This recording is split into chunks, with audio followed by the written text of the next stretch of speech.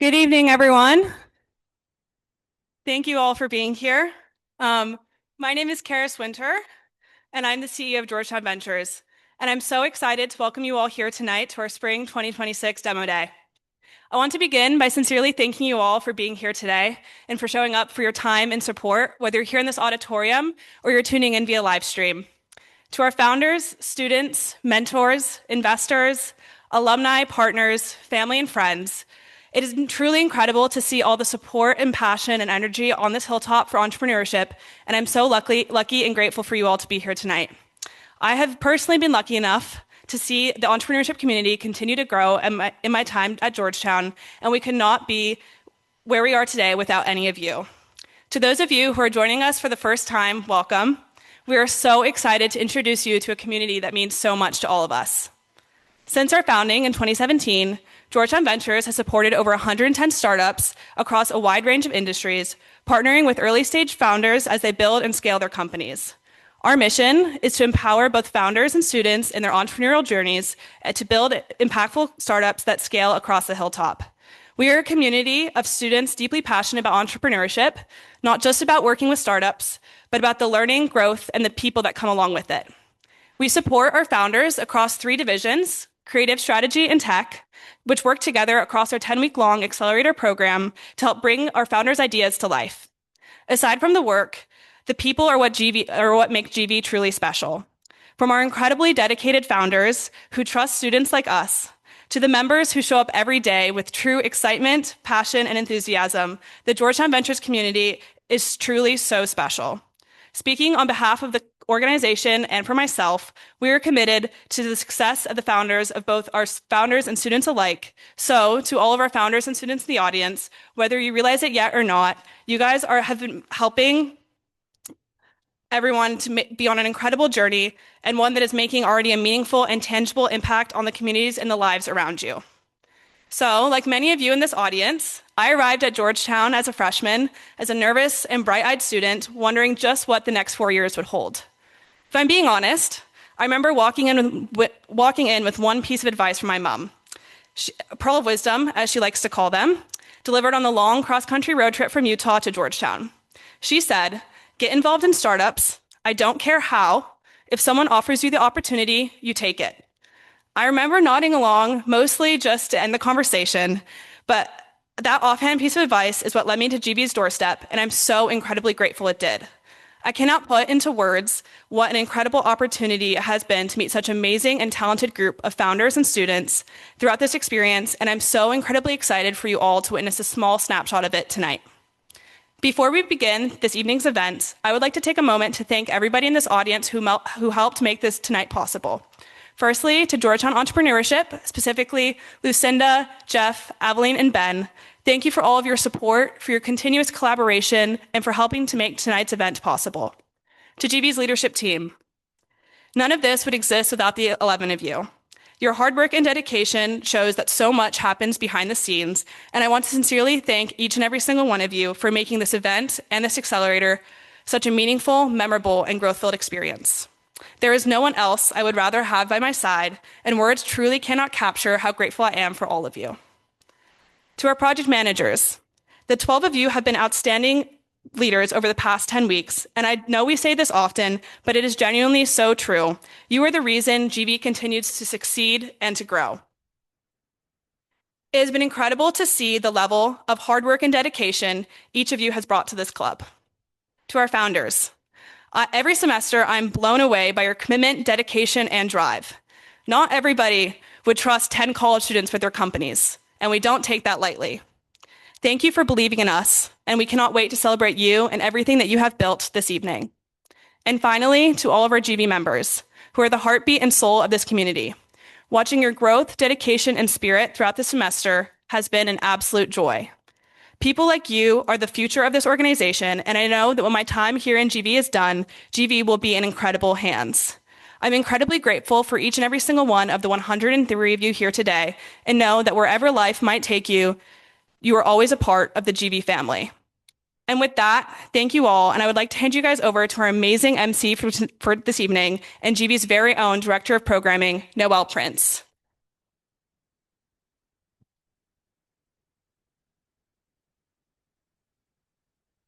Thank you so much, Karis. I could not agree more with everything that you said. The Georgetown Ventures community means so much to all of us.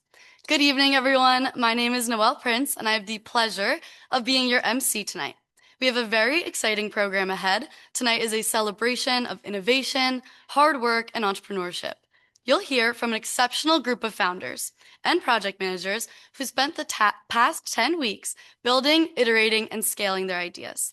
We're thrilled to be able to showcase their work this evening and share it with all of you.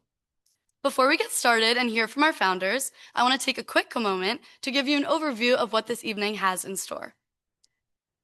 As Karis mentioned, Georgetown Ventures is a student-run startup accelerator that offers a 10-week-long program designed to help founders see their ideas come to life. Over the course of the semester, these teams have put in so much work, testing ideas, overcoming challenges, and pushing their businesses forward. Tonight, you'll get a chance to see the result of that work in action. You'll hear pitches from the 11 startups in our accelerator this semester, as well as an exciting keynote from Anne Mahlum, the founder of Back on My Feet and Solid Core. At the end of the evening, you will have the chance to vote for our People's Choice Award, so be sure to stay until the end of the final pitch and keep track of your favorites along the way. Now settle in, we have an incredible lineup ahead, and on behalf of everyone at GV, thank you for being here to support us and our founders. To kick us off tonight, you'll be hearing from the only undergraduate-founded startup in our cohort this semester. VAMP is reimagining the blood donation process by gamifying the experience, making it more engaging, more accessible for college students, and ultimately helping address the critical issue of blood shortages. Already making impressive strides as winners of both Georgetown's Global Impact Pitch Competition and GW's New Venture Competition, this team is tackling a life-saving problem in a bold and innovative way.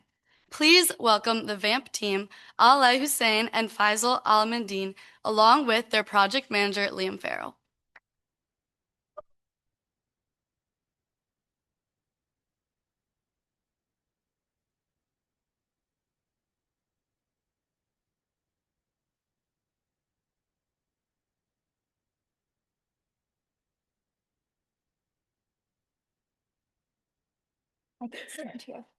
Okay. Hi, everyone. I'm Ale, the founder of VAMP, and today I want to introduce you to my roommate, Alex. So something you might not know by looking at her is that she's worth a lot of money. So let me explain. Her blood type is O negative. She's a universal donor. The donation she makes over a lifetime could help save up to 1,000 lives. And we know that hospitals pay upwards of $600 to acquire and maintain just one O negative donation. So she's an incredible asset to our healthcare system, right? Well, no, because she donated once in high school and hasn't gone back. And there are thousands of college students exactly like her on every campus today. So we know that college students once made up nearly 25% of the national blood supply. Since COVID, that number has dropped to just 8%. And we know that blood is needed every 2 seconds in the United States. This is exactly why we built VAMP. VAMP is the first app for college students that makes blood donation simple, social, and rewarding. Hi, I'm Faisal, the Vice President of VAMP, and our users are students and our customers are blood collection centers. We validated this from both sides. We ran 200 plus interviews across 5 DC universities, and we found that 83% of students don't know where or when to donate. 68% of first-time donors don't return. And when we asked what moves students to actually donate, the answer was community and incentives. So we built that into VAMP. On the customer side, we know that blood collection centers spend $150 to $300 to acquire just one new donor. And we know that the Red Cross spends over $170 million annually on fundraising alone. So the industry is willing to spend heavily, but the current acquisition channels are broken. So now we want to walk you through how VAMP works. So first, it's simple. Students get notified of nearby blood drives and can book instantly. Second, it's social. You can donate as groups and compete on campus leaderboards to see who can donate most in the year. And finally, it's rewarding. Each time a student donates, they earn rewards at their favorite local businesses. We already have partnerships with Chaya Tacos, Georgetown Bubble Tea, and South Block. So here's our business model. We charge blood centers $75 for first-time donor acquisition and $25 for repeat donors. That's still 50 to 75% cheaper than the current industry benchmark. So blood centers win immediately, and we get a cut of the profit too. So VAMP's real value lies in the student donor network it creates, built on peer engagement, repeat influence, and community. So our go-to-market strategy is campus by campus. The first 6 months are about Georgetown, where we grow from 30 to 200 pilot users, and that will help us secure our first paid partnership with Inova or the Red Cross. Phase 2 is GW, American, Howard, and Catholic. Once we have density, then inter-school competition becomes powerful. Finally, phase 3 is Northeast expansion via campus ambassadors, regional blood network contracts, and plasma referrals. So now let's talk about the market opportunity. There are over 100,000 college students in the DC metro area, and we know at least 62,000 of those students are eligible to donate blood. But that's not our goal. Our goal is 500 to 1,000 users in our first year one adoption of VAMP. So, you've already met Ale and me. We're both students studying healthcare management and policy in the School of Health. But I also want to introduce you to Will, our lead developer, who's finalized our product build-out that we're so excited to share with you all today, and Kate, our director of partnerships, who's responsible for setting up our point-based reward system and securing all the collaborations previously mentioned. So, VAMP is built by students for students, and most importantly, we are the market. We built VAMP because we needed it, and we know exactly who else does. So now I want to explain why one freshman matters. So in our example, my roommate Alex can donate up to 6 times a year. That's 312 lifetime donations. At up to 3 lives impacted per donation, that's almost 1,000 lives saved. So the idea is that not every student is going to hit that maximum, but a retained young donor is incredibly valuable. Finally, blood is just the tip of the iceberg. We're ready to expand into larger markets like plasma with referral fees 3 to 5 times higher and using the same donor base. But this is not the main business today. This is expanded once we prove that the core model works. Now, I want to hand it off to our amazing project manager, Leo. Thank you. So as Faisal said, my name is Liam and I'm VAMP's project manager for this semester. And with me in the crowd are Millen, Oscar, and Alana, our strategy consultants, Rory and Sterling, our creative consultants, and Delinda and Zareen, our tech consultants. And this is our journey so far. Weeks 1 through 3 were spent creating the foundation. We defined the brand's mission and created early app mockups. Then, in weeks 4 through 6, we applied to various pitch competitions, expanded our outreach on social media, and improved the UX interfaces. Then, in weeks 7 through 9 is where we made our biggest strides. We secured local partnerships with Chaya Tacos, Georgetown Bubble, and South Block, and we revamped our entire revenue model to what you see here today. Then, leading into Demo Day, we planned and promoted our official app launch party and put the final touches on our product. And you remember those pitch competitions I just mentioned? Well, just last week, we won the SFS Global Impact Pitch Competition, as well as the GW New Venture Competition, putting $16,000 into our pocket. And that leads us to our ask. So this is our ask today. We would absolutely love for you to scan the QR codes that you're seeing right now and download the test flight version of our app. We would love to get your feedback as we continue to expand. We also know that there are so many students in the audience today, and we'd like to invite you to be a part of our Fall 2026 Blood Drive. Most importantly, we need your feedback and we need mentors as we continue to scale VAMP campus by campus. So thank you, everyone. And today I would like to say, donate blood, get rewarded, and save lives with VAMP. Thank you.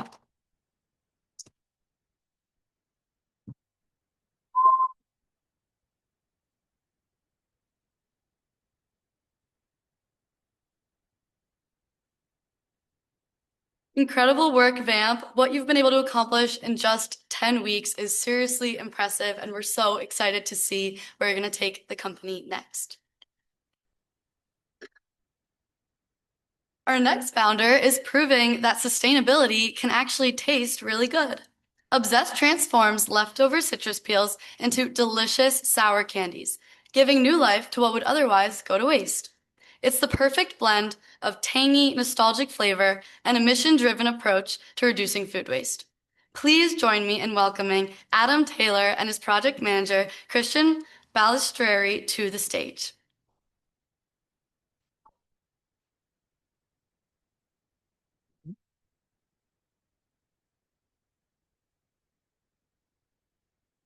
Hey everyone, thank you for being here tonight.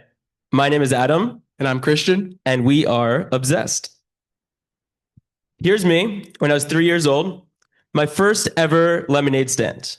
Now, I've always had an entrepreneurial spirit, and I've always loved citrus. 27 years later, I'm the founder of a candied citrus company called Obsessed. And it all started with one simple observation. Walking through a Whole Foods one day, I met Carmen, the juicer at Whole Foods here in DC on P Street. She's pushing a garbage full of products towards the back of Whole Foods. And I said, what's in that? It was filled with orange peels. And so apparently what I learned from this observation is all of the juice that Whole Foods produces in a day, the peels just go to waste. They just go straight to the garbage. And I started thinking, what a waste. This is nutrient dense food that can be used. So that was the first part of the problem that I discovered. But thinking about it more, it's beyond food waste. It's beyond all these juice stores in DC. They're doing the exact same thing. It's the fact that this is a gap in the market. Go and try to find candied citrus in your regular supermarket. It's really hard. It's niche supermarkets. And I started thinking, adults really want candy, right? That's better for you. This is a trend right now. And they want things that are simple, not without sulfites, without high fructose corn syrup. Adults often feel silly eating things like Sour Patch Kids or giving that to their kids. They feel bad about it because, frankly, it's not so good for you. Which is why, over the course of many months, I took home shopping cart upon shopping cart of citrus peel that Carmen gave to me, and I experimented and came up with a product that people have told me is delicious. We've been bringing it to markets, and we have repeat demand. People have been telling me, where can I get more of this? Where can I find this in a store? Because it's unique and because it's covering a gap in the market, like I said. So we have 3 signature flavors right now: orange, lemon, and lime. For those of you who have the nostalgia of when you're a kid biting into a lemon, that's probably going to be your favorite. That's our fan favorite right now, is the lemon. The lime is a little bit more bitter. But overall, the thing here is that sour candy is having a moment. Chocolate is out these days, and people really want to feel something when they're eating candy, which is why Obsessed has been so successful so far in our markets. Where do we sit exactly? So we're between the confectionery market and sort of the gourmet snack market. Really, we spent a lot of time this semester figuring out the persona that we want to sell to. And what we decided is that this is a premium product. We want to target specifically people who are looking for high-end things, that want to give their children the best when they give them a snack at school, or for themselves, they really want to be eating something healthy and gourmet. So we spent a lot of time kind of working through that and creating that sort of branding. We also got a lot of feedback. We did focus groups. We sent out surveys. We also did an in-person pop-up market over in Red Square at Georgetown. And we got some really good feedback. So some of the quotes that you can see are words. People said it tasted like summer, refreshing, nutritious. Real is one of my favorite. We also got a lot of quotes, which helped us narrow in on our persona. Some more serious, some more funny. I think one of my favorites is, I liquidated my 401k to buy more of these. Another insight from the surveys and questions that we asked our buyers is, how much would you pay for this? How much would you expect to pay? Right now at the markets, we've been charging $6. Our competitors average a little bit over $5. But what we actually found is that there's more room to grow. We can actually charge more, like $8.50, closer to $9. Or that's at least what people would expect to pay for this product based on the branding, which is truly a testament to what this team has built in terms of the logo, the branding, the packaging throughout this semester. So I'm going to hand it over to the most amazing project manager, Christian, to talk a little bit more about what our team did throughout the course of the semester. Thanks so much, Adam. So I'm Christian. Again, I'm project manager for Obsessed. This is our amazing team. We had Sophie, Zaid, and Kiara on strategy, Otto and Iana on creative, and Sai and Rick on tech. And as you can see, we were busy every single week with work streams. So just diving deeper into some of those. With strategy, we did customer discovery, so figuring out who our target market is, as well as pricing analysis. How much should we sell for? How much should we produce for? And what our packaging size should be. And then, like Adam mentioned, we also did a consumer survey and a pop-up stand at Georgetown's Red Square. And then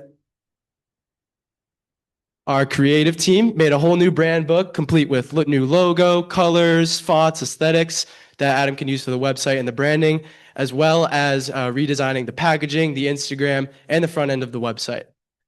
And then tech made a completely new website from scratch that Adam can use with a Shopify cart so you can buy online, as well as search engine optimization or SEO using Google Ads. So when you search up Obsessed, it's the first thing that pops up.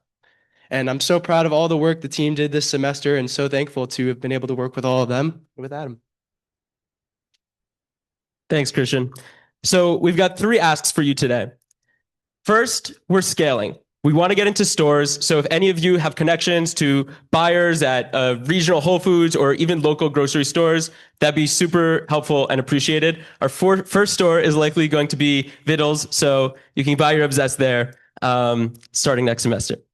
The second ask, right now, our biggest bottleneck is actually the production. So we have a partnership with Union Kitchen. We're producing out of the commercial kitchen there, but it's hard to make enough of this stuff to meet demand.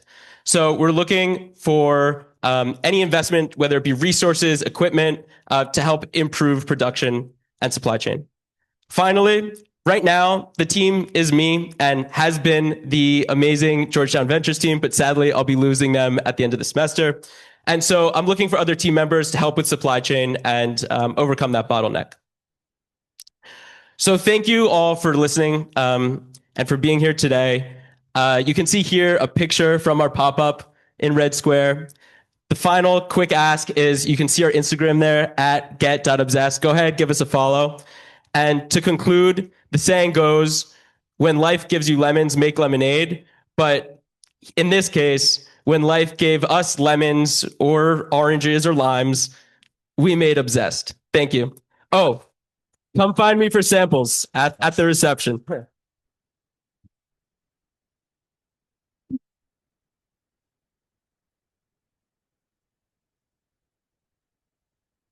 Awesome job, Adam. And as he just mentioned, good news for everyone in the audience. You'll be able to try Obsessed for yourself during the reception later, so make sure you stick around for that. Next up is a startup built for beauty pros by a beauty pro. Madison is designed for the new generation of solo beauty professionals working outside traditional salons. Madison offers one platform to manage it all, helping them save time as they grow, so they can focus less on logistics and more on what they actually enjoy, their clients and their craft. Please help me welcome Tiana Robinson and her project manager, Reese Oakes, to the stage to share Madison.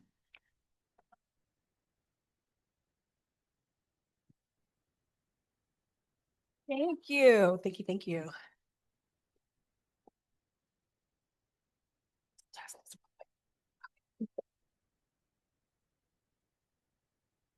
Meet Maya. She is a independent beauty professional based in DC, and she's booked out 6 months in advance for her beauty services. Her days are jam-packed with clients, but at night, she is overwhelmed with admin, sending invoices, managing contracts, chasing down payments. Maya didn't become a makeup artist just to spend more time on admin than her artistry. And she's not alone. In the US, there are over 3.1 million solo beauty professionals who are just like Maya. And they tend to struggle with the same 2 challenges. Number 1, if they don't have a client in their chair, they don't get paid. And they're often using 5 to 7 different apps and tools just to run the day-to-day of their beauty business. It's overwhelming, it's expensive, and it's costing them lots of time and money. Now, the software that's available on the market for beauty professionals typically falls into 2 buckets. On one end, you have salon software, but they often have features that solo beauty professionals just don't need, like team management and payroll.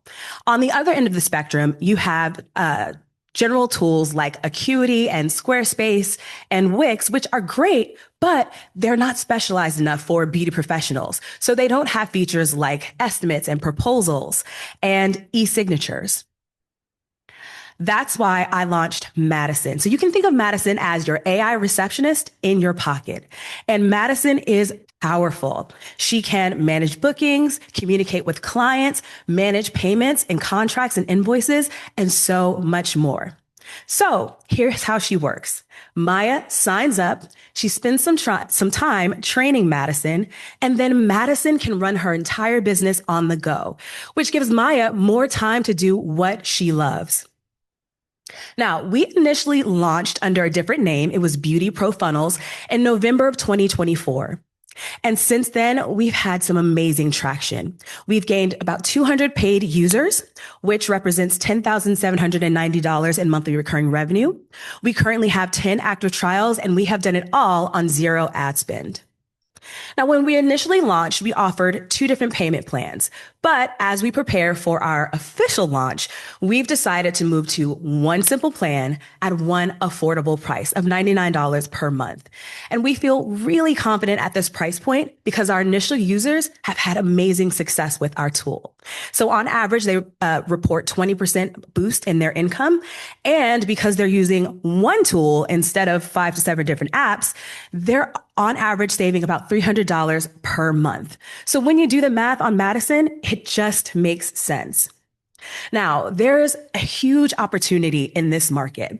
So there are currently over 500,000 solo beauty professionals who are already investing in software for their business.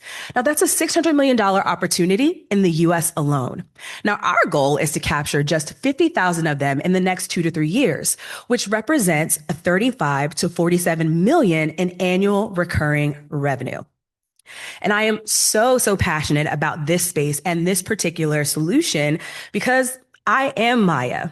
I am a makeup artist. I have 10 years of experience in the industry. I've also taught, mentored, and trained over 10,000 beauty professionals on 3 continents and online. I've also built a 7-figure beauty education business. And this is the tool that I wish was available when I was freelancing. So I created it. And over the last 10 weeks, we had the absolute pleasure of working with the most amazing team in GV. And I'm super excited to introduce you to our project manager, Reese, to walk you through exactly what we've been able to accomplish. Thank you so much, Tiana. So yes, my name's Reese. I'm the project manager for the Madison team, and I've had the pleasure of working with our 5 consultants this semester in creative strategy and tech. So our creative team specifically worked on revamping our icon and logo, going through a bunch of different iterations with colors and fonts, and finally choosing this logo for our final product. Our tech team worked on developing our onboarding platform, which not only attempts to get more users onto our platform, but also help these users stay and help them quickly get back to working on their businesses. It includes gamified options and also very specific videos to help them through this process. Lastly, our strategy team has been working on creating a template for Madison's new website, including features of what Madison offers, as well as testimonials from our users and a survey in order to obtain these testimonials from our new Madison users. So I'm so thankful for all of the amazing work my team has done this semester. And thank you for Tiana for allowing us to be part of Madison. Absolutely. Thank you. So I may be a little bit biased, but I think that beauty pros are the heartbeat of our communities. They're the reason that so many of us can walk into any room feeling like our most beautiful selves. And I believe it's time for us to have a tool that works like we work. We deserve an all-in-one tool that can help us save time and money so we can spend more time doing what we love. Our ask is really simple. We're preparing for our official launch. So we're having a party. And so if you would like to support us with our launch party, please scan our QR code. You can join our email list to stay abreast of everything we have going on. Or if you're interested in partnering with us or sponsoring our launch event, book a call. Let's have a conversation. We would love to have you. Well, thank you.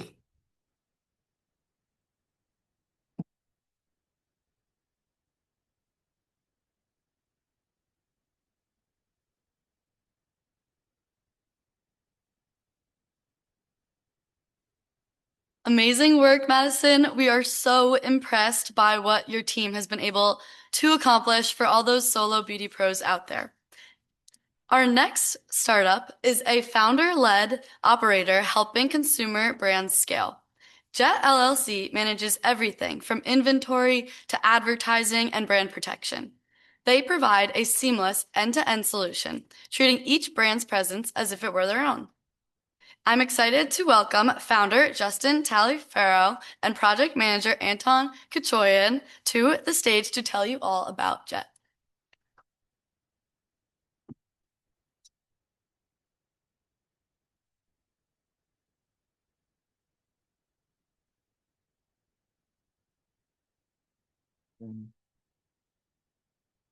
Hey guys, my name is Justin Taliaferro, founder of Jet LLC, and we are a marketplace operator built to scale brands online. So to give you some background on myself, my name is Justin Taliaferro, founder and CEO of Jet LLC, and I want to take you guys back to 2019 when I first started my career here at Georgetown, just like many of you in the crowd tonight. As I would rest my head in my New South dorm room, falling asleep every night to sneaker boxes falling on top of me here and there, and clothes and shoes flooding out the door of my freshman year dorm room, I knew that this wasn't going to be my life forever, but I was gaining a lot of experience doing this while in school.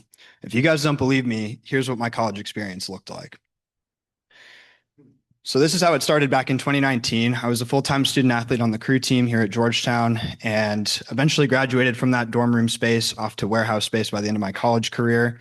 And with 7 years of experience in e-com and over 5 different platforms, I faced many challenges while being a student athlete here at Georgetown that I knew I could use my expertise and experience in the game to help brands scale and grow their own presence online. So to show you what I'm talking about, this is not just a mom and pop retailer selling a small brand who you've never heard of. You know, the biggest brands in the world face challenges like this every day.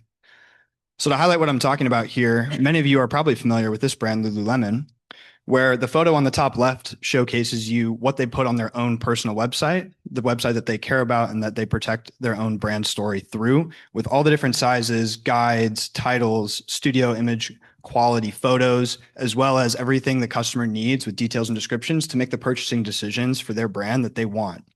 The photo on the bottom right here showcases what their current presence today, right now, looks like on Amazon. There's one blurry photo, an unoptimized SEO title. There's a third-party seller selling their products for them, telling the story that they want with 2 different sizes instead of the full run, spaced pretty far apart. Now, a lot of brands face challenges like this, even the largest brands in the world. And to show you what I'm talking about even further, let's take a look at this video. And what I want you to pay attention to is how long it takes me to find this product that I've showcased here when I search for the brand name on Amazon themselves. I typed in Lululemon leggings, and this is how long it took me to find the product we were looking for. There it is. So after dozens of product photos and advertisements on this brand, one of the biggest in the world on Amazon, I knew that from all this experience I'd had and seen over the years in e-commerce, that this was not a struggle that only the biggest brands in the world face, but this is a problem that every brand will face and challenge if they don't have their own e-commerce team built out in-house dedicated to take care of problems like this. So over 60% of the searches in the US for online products start on Amazon.com. So for many consumers, this is one of the biggest sales channels in the world. And for many brands and every brand out there, this is the largest sales channel in the world. So what brands are dealing with today is a host of problems, starting from unauthorized resellers like we saw in the previous photos, where you have a third-party seller who has no incentive to save your brand or tell your story the right way, doing so online on the biggest marketplace in the world.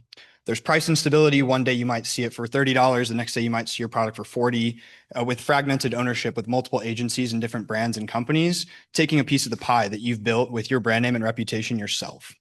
So that's why I started this company from all those years ago with all this expertise in e-commerce, running my freshman side hustle out of my dorm room. I knew that brands needed an authorized partner to help them scale and grow today. So our vision at Jet is to become the trusted marketplace operator behind the next generation of consumer brands. There are new brands starting their journey every day. And although we like to work with more established brands, we did a case study this semester launching a brand from scratch with a company out of California with the Georgetown Ventures team. And we like to handle the channel end to end. So we started with this brand and helped them scale and grow this semester. And with all the case studies we've built over the years, we've done over $5 million in revenue, working with over 8,000 products in 10 different categories online. So with all this expertise and experience behind us, we know that we're making the best decisions for the brand partners that we operate with, helping them scale and grow their presence online, telling their story in the right way. So why'd brands choose and stay with Jet? We help brands take control of the presence on the world's largest marketplaces, and as opposed to other generic agencies that a lot of brands like to partner with, who charge high monthly retainers, send lackluster reports, they don't take on any inventory risk, and have no incentives to help grow the brand, like we saw with Lululemon, one of the biggest athletic brands in the world. Me and my company at Jet, we like to run the channel end to end and align our incentives with our brand partners by buying inventory. So the brands only win when we sell more of their products, and we win as well by selling more of their products. We're one accountable operator that helps the brands that we partner with scale and grow their presence online. So handing it off now to our project manager at Georgetown Ventures this semester, Anton here is going to tell you more about how Georgetown helped Jet fix up some of our operations this semester. Thank you, Justin. Hi, everyone. I'm Anton. I've had the privilege of being the project manager for Jet this semester. This is our incredible team that's been helping Jet grow over the last 10 weeks. So on the strategy and tech side, our focus was mostly on building up Jet's growth infrastructure. So we identified over 600 potential brands to partner with, contacted over 50 leads, and our tech team built a centralized customer relations management system to keep the entire pipeline organized from initial outreach all the way to onboarding. On the creative side, we really wanted to sharpen how Jet reaches out to potential clients. So we developed an audit framework, built custom pitch decks, and created a brand book and voice guide. Finally, in the last few weeks of the program, all of our teams shifted to building agentic AI-enabled workflows. And we did that, and we wanted to do that to automate repetitive tasks to ensure Jet can continue to grow efficiently.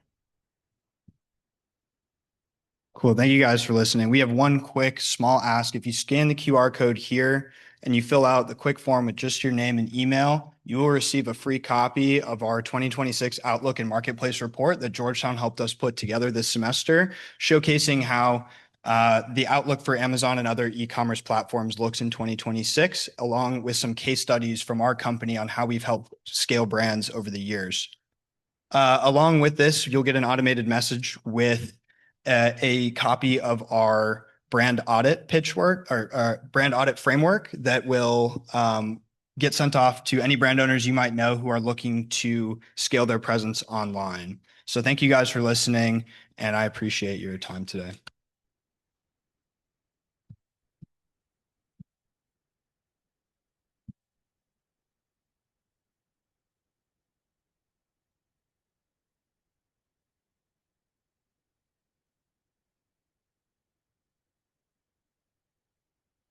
Awesome pitch, Justin. I don't know about you guys, but to me, it looks like Jet is really starting to take off. Now, with our next startup, locally sourcing produce has never been more accessible. While consumers are looking for fresh, local food, farmers are often struggling to reach the right markets to scale their operations. Arboria connects both sides through a seamless platform, combining software, logistics, and fulfillment to bring locally sourced food straight to your door. Please welcome to the stage founder Alex Musica and project manager Sophie Longacre with Arboria.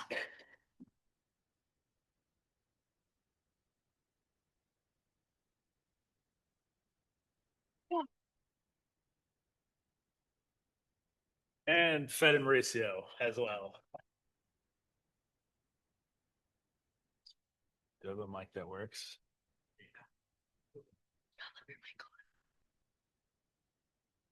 Test. Nice. Sweet. All right. Hello, everyone. My name is Alex. There we go.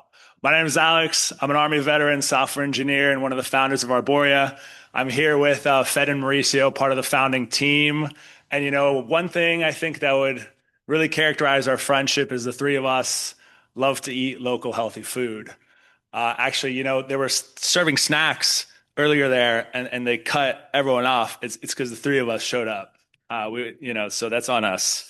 They actually won't be speaking. They've had too much prosciutto, so it's just me.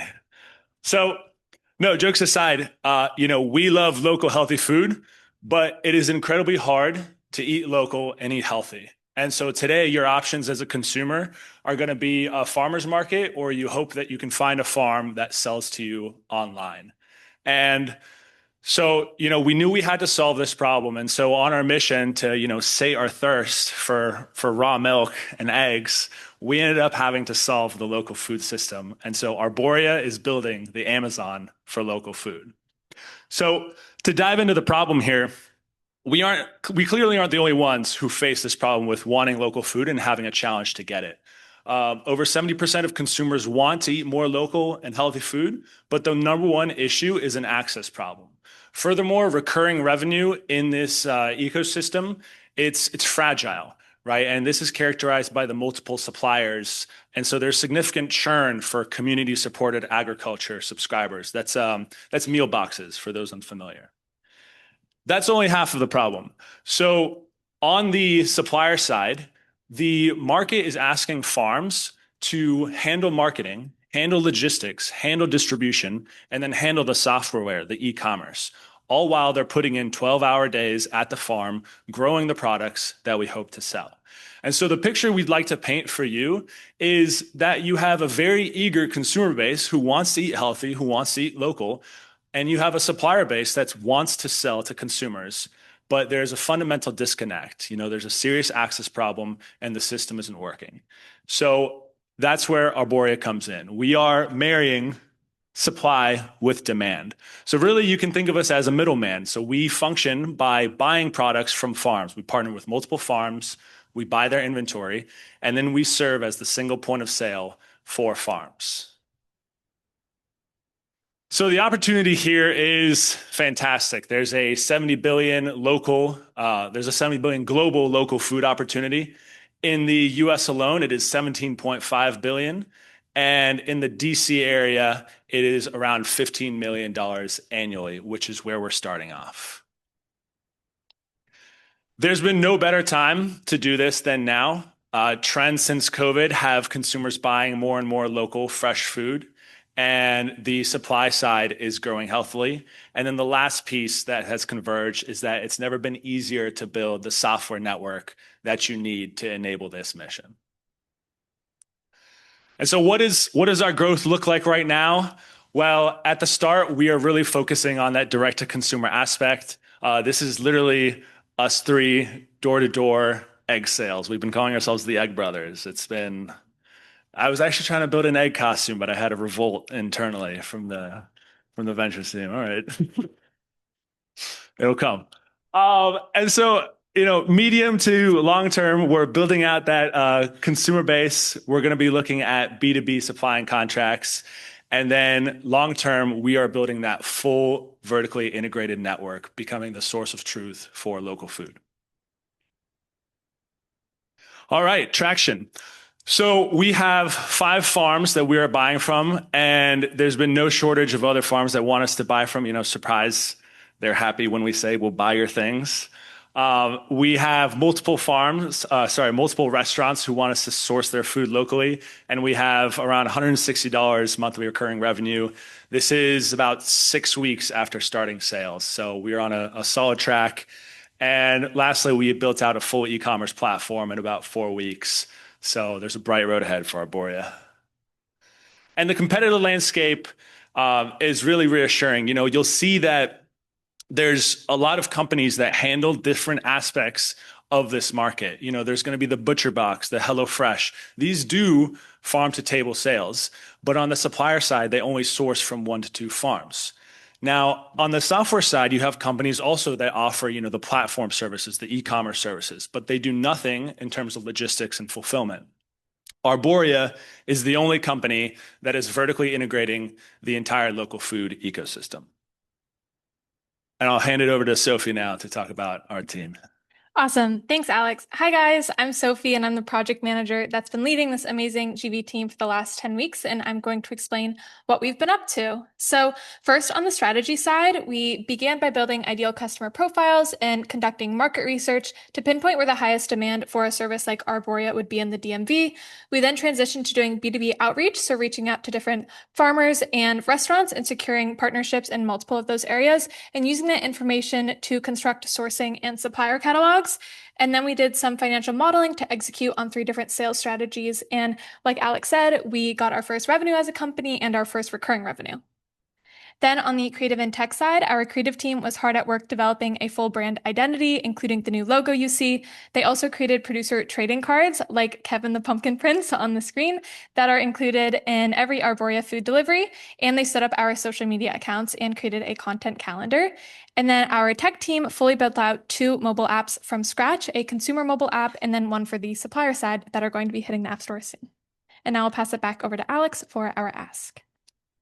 Yeah, I think before I get into the ask, I want to talk about what the Arborea mission, means for us and hopefully for you as well. There's a handful of corporations these days that control the entire food system in the US. And it seems like every month we're finding out about some new poison that's in the food, and we're just on the receiving end of that. And so local food has been, is, and will continue to be the answer. And for Arborea, that is a mission of access. We want everyone to have that choice, to be able to exercise that choice, that if they want to eat healthy, they can do so. And so we are thrilled to be able to be on this path. And our ask is we will be looking to raise a seed round to continue and to grow and scale. And if you in the audience, if this mission excites you, if you want to build a giant egg, anybody? All right. Come back next year. If you want to be a part of this mission, we'd love to hear from you. And please follow us on social media. You can scan the QR code. We're bobbing for eggs until we hit 100K. That's going to be a cinema. And again, we'd love to speak. Thank you for your time.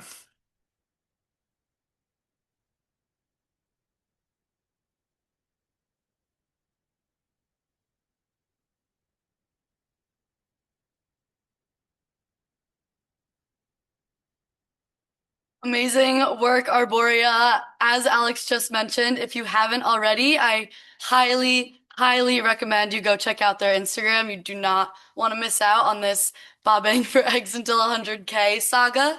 Now we're going to take a quick pause from pitches to hear from our incredible keynote speaker this evening. It's my honor to introduce Anne Mahlum, a visionary entrepreneur who has built not 1, but 2 transformative organizations. As the founder of Solidcore, a nationally recognized fitness brand, Anne has redefined modern strength training and built a powerful and loyal community across the nation. Prior to her incredible success with Solidcore, Anne founded Back on My Feet, a nonprofit that uses running to empower individuals experiencing homelessness to build confidence, community, and a path forward. Anne has turned her bold ideas into meaningful, scalable impact, and we're incredibly lucky to be learning from her tonight. Please join me in giving a warm welcome to Anne Mahlum.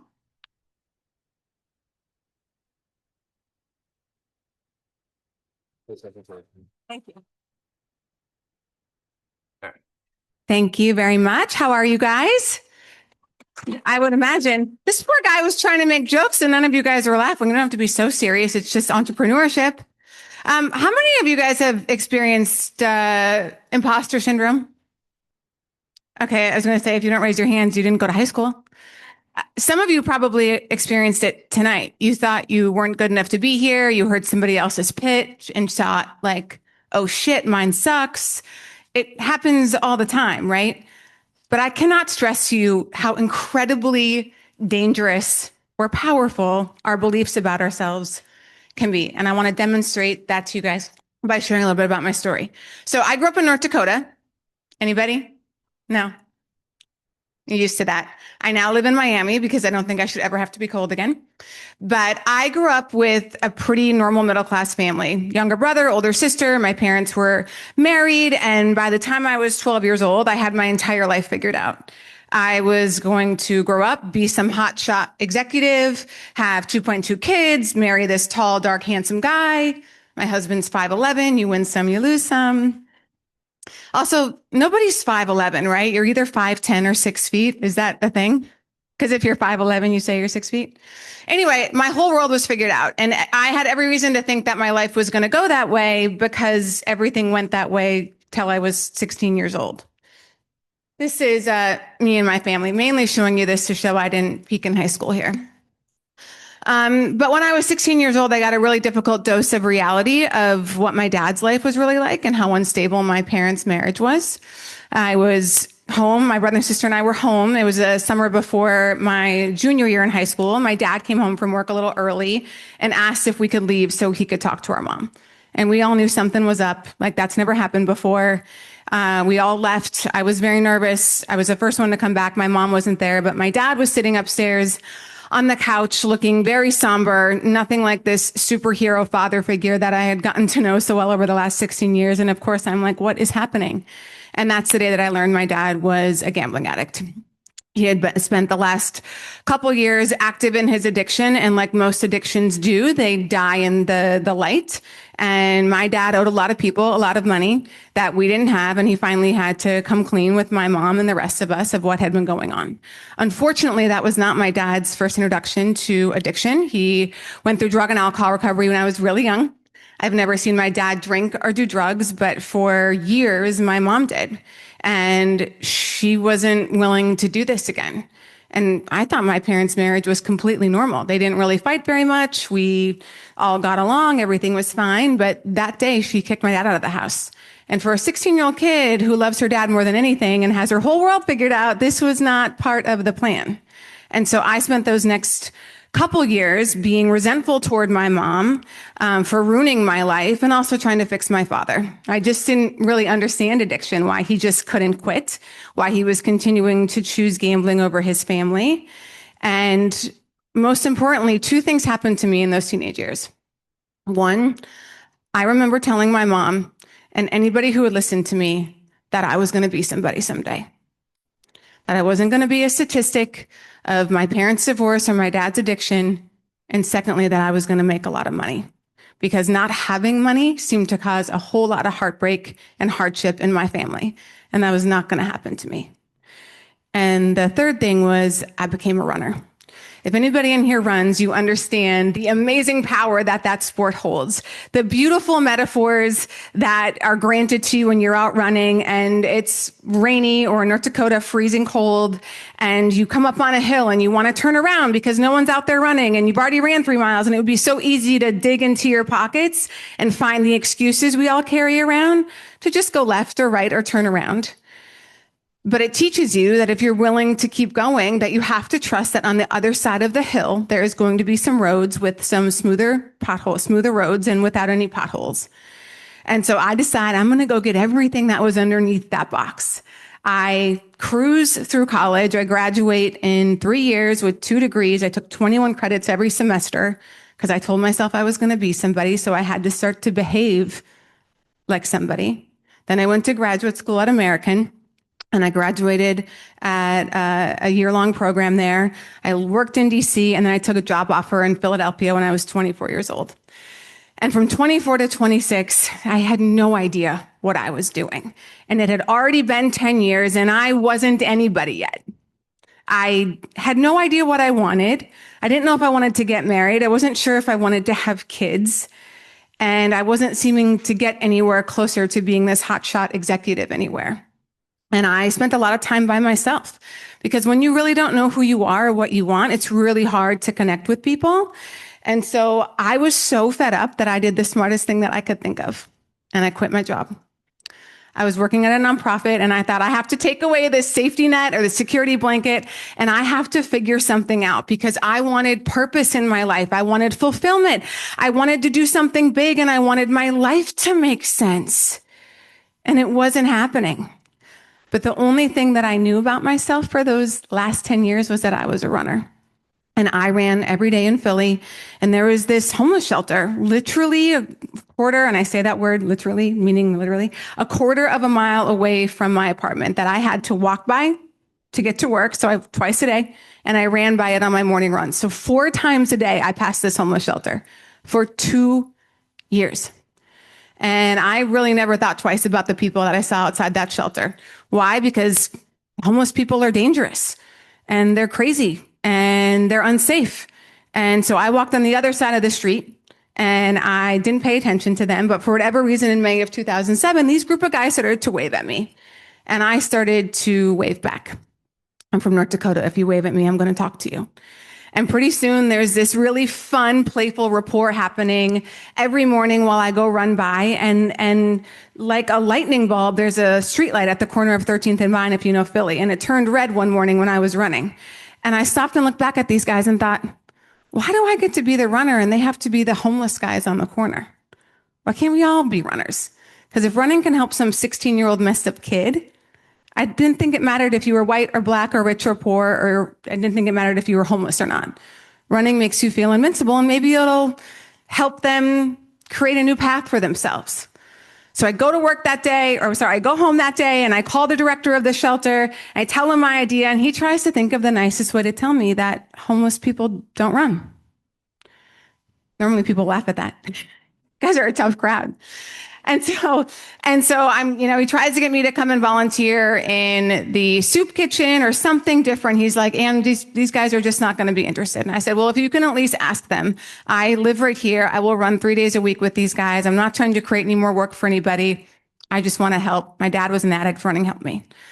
So 2 weeks later, I get an email from the director of the shelter with the names of 9 guys and their shoe sizes. And right around this same time, I get this big job offer from Comcast, which is probably the top company in Philadelphia, to be their government manager of government affairs. 6-figure salary. Back then, that was a lot of money. And stock options. I didn't know what those were at the time. But if there was any part of this girl that wanted that life in that box, this was the opportunity that was going to give it to me. So I took the job, and I asked for 6 weeks so I could get this running club idea off the ground. And fortunately, they said yes.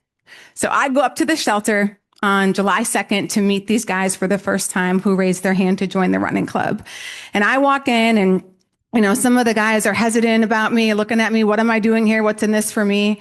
But that night I felt like I had found my people. For so many years, especially the last 2, of not feeling like I belonged anywhere, I felt like I belonged with those group of guys that night because they reminded me so much of my dad. And I opened up about my father, his addictions, and what running did to me.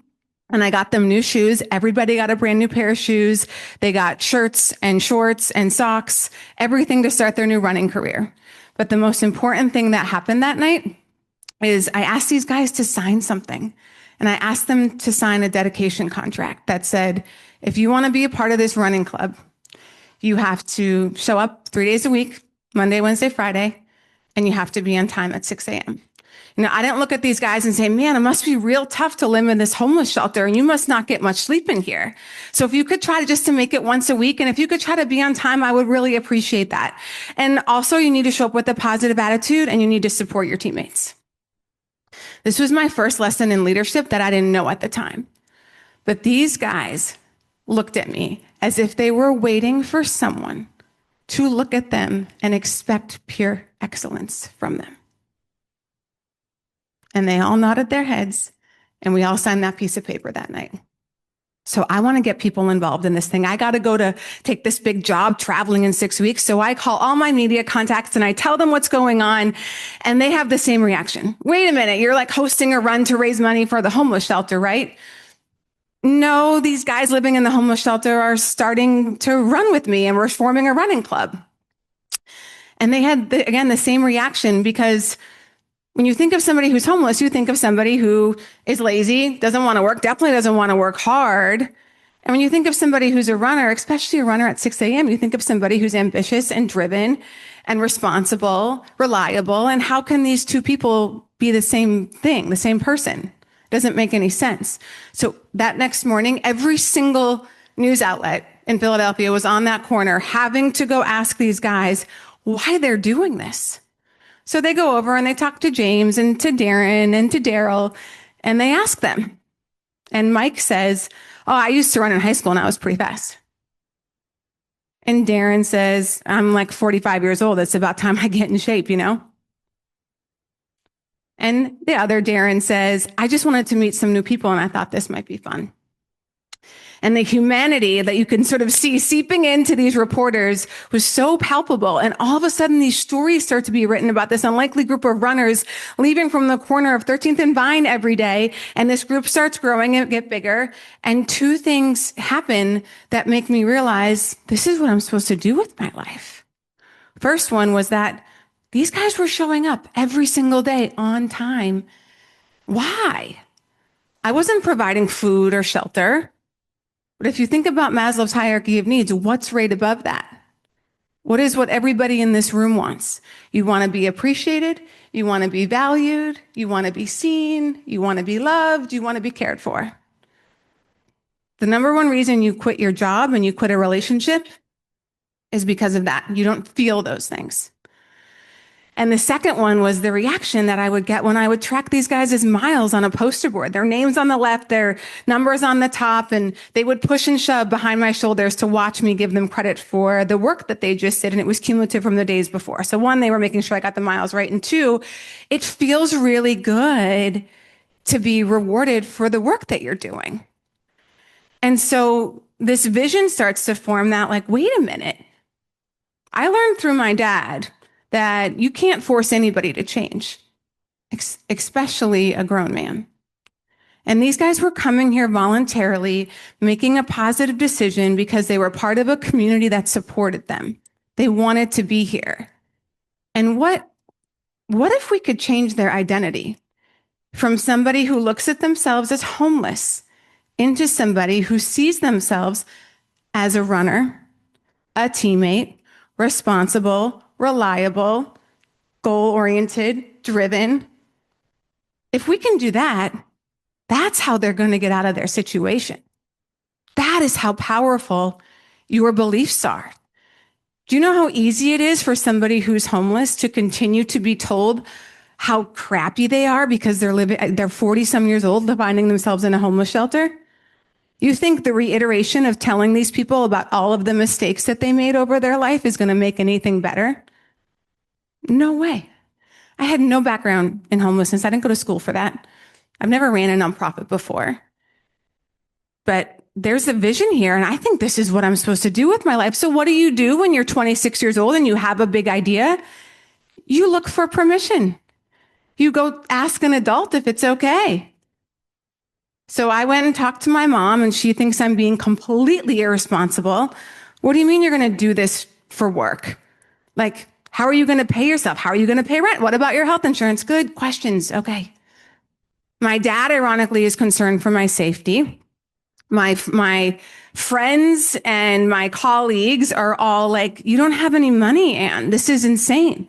Why don't you just help these guys when you can? You need to be a big girl and take this amazing Comcast opportunity. What are you even doing?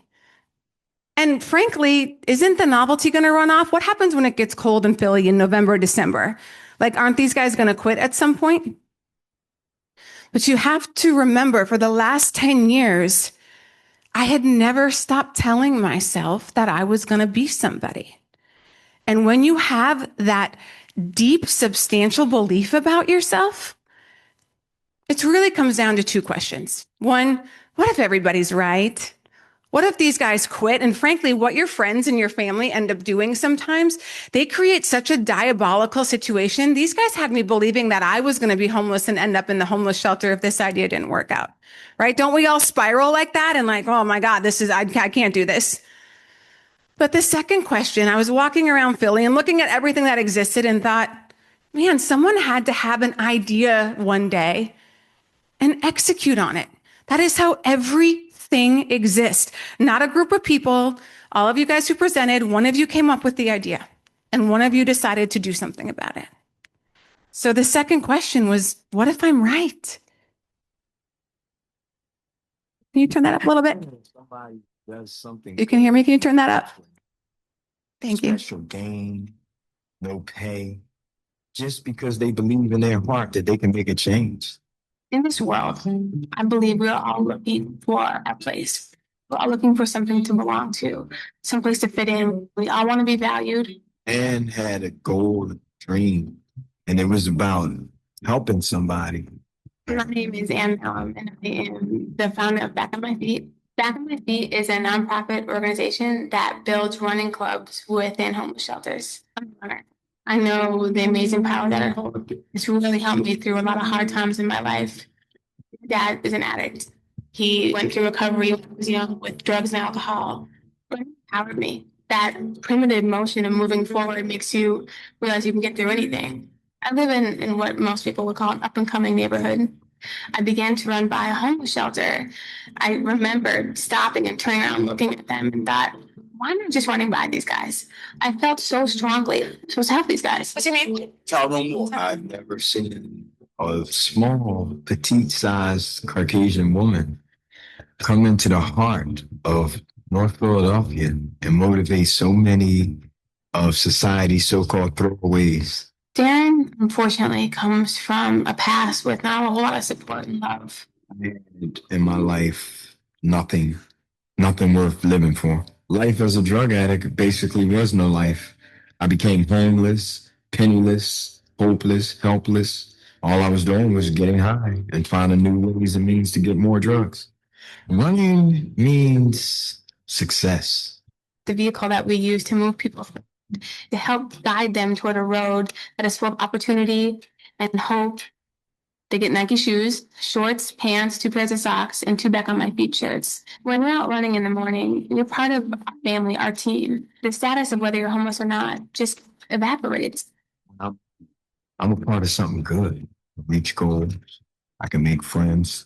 I can get positive people in my life, and I can be a productive member of society. If I didn't join Back on My Feet, I'd probably be dead. Watching somebody discover what they're capable of is nothing better than that. What defines a hero? Anne defines a hero. So thank you, Anne. I love you. So, well, thank you. But the reality is, it's like you have a much higher chance of being right than you think you do. So I never made it to that Comcast job. I surrounded myself with a lot of smart people, and we started building and growing and learning and screwing up so much and fixing those mistakes only to make brand new mistakes. And Back on My Feet grew. I ran it for 6 years. We grew to 11 chapters, $6.5 million budget, 50 staff members. And to date, we've helped over 15,000 people go through our program, finding employment and housing.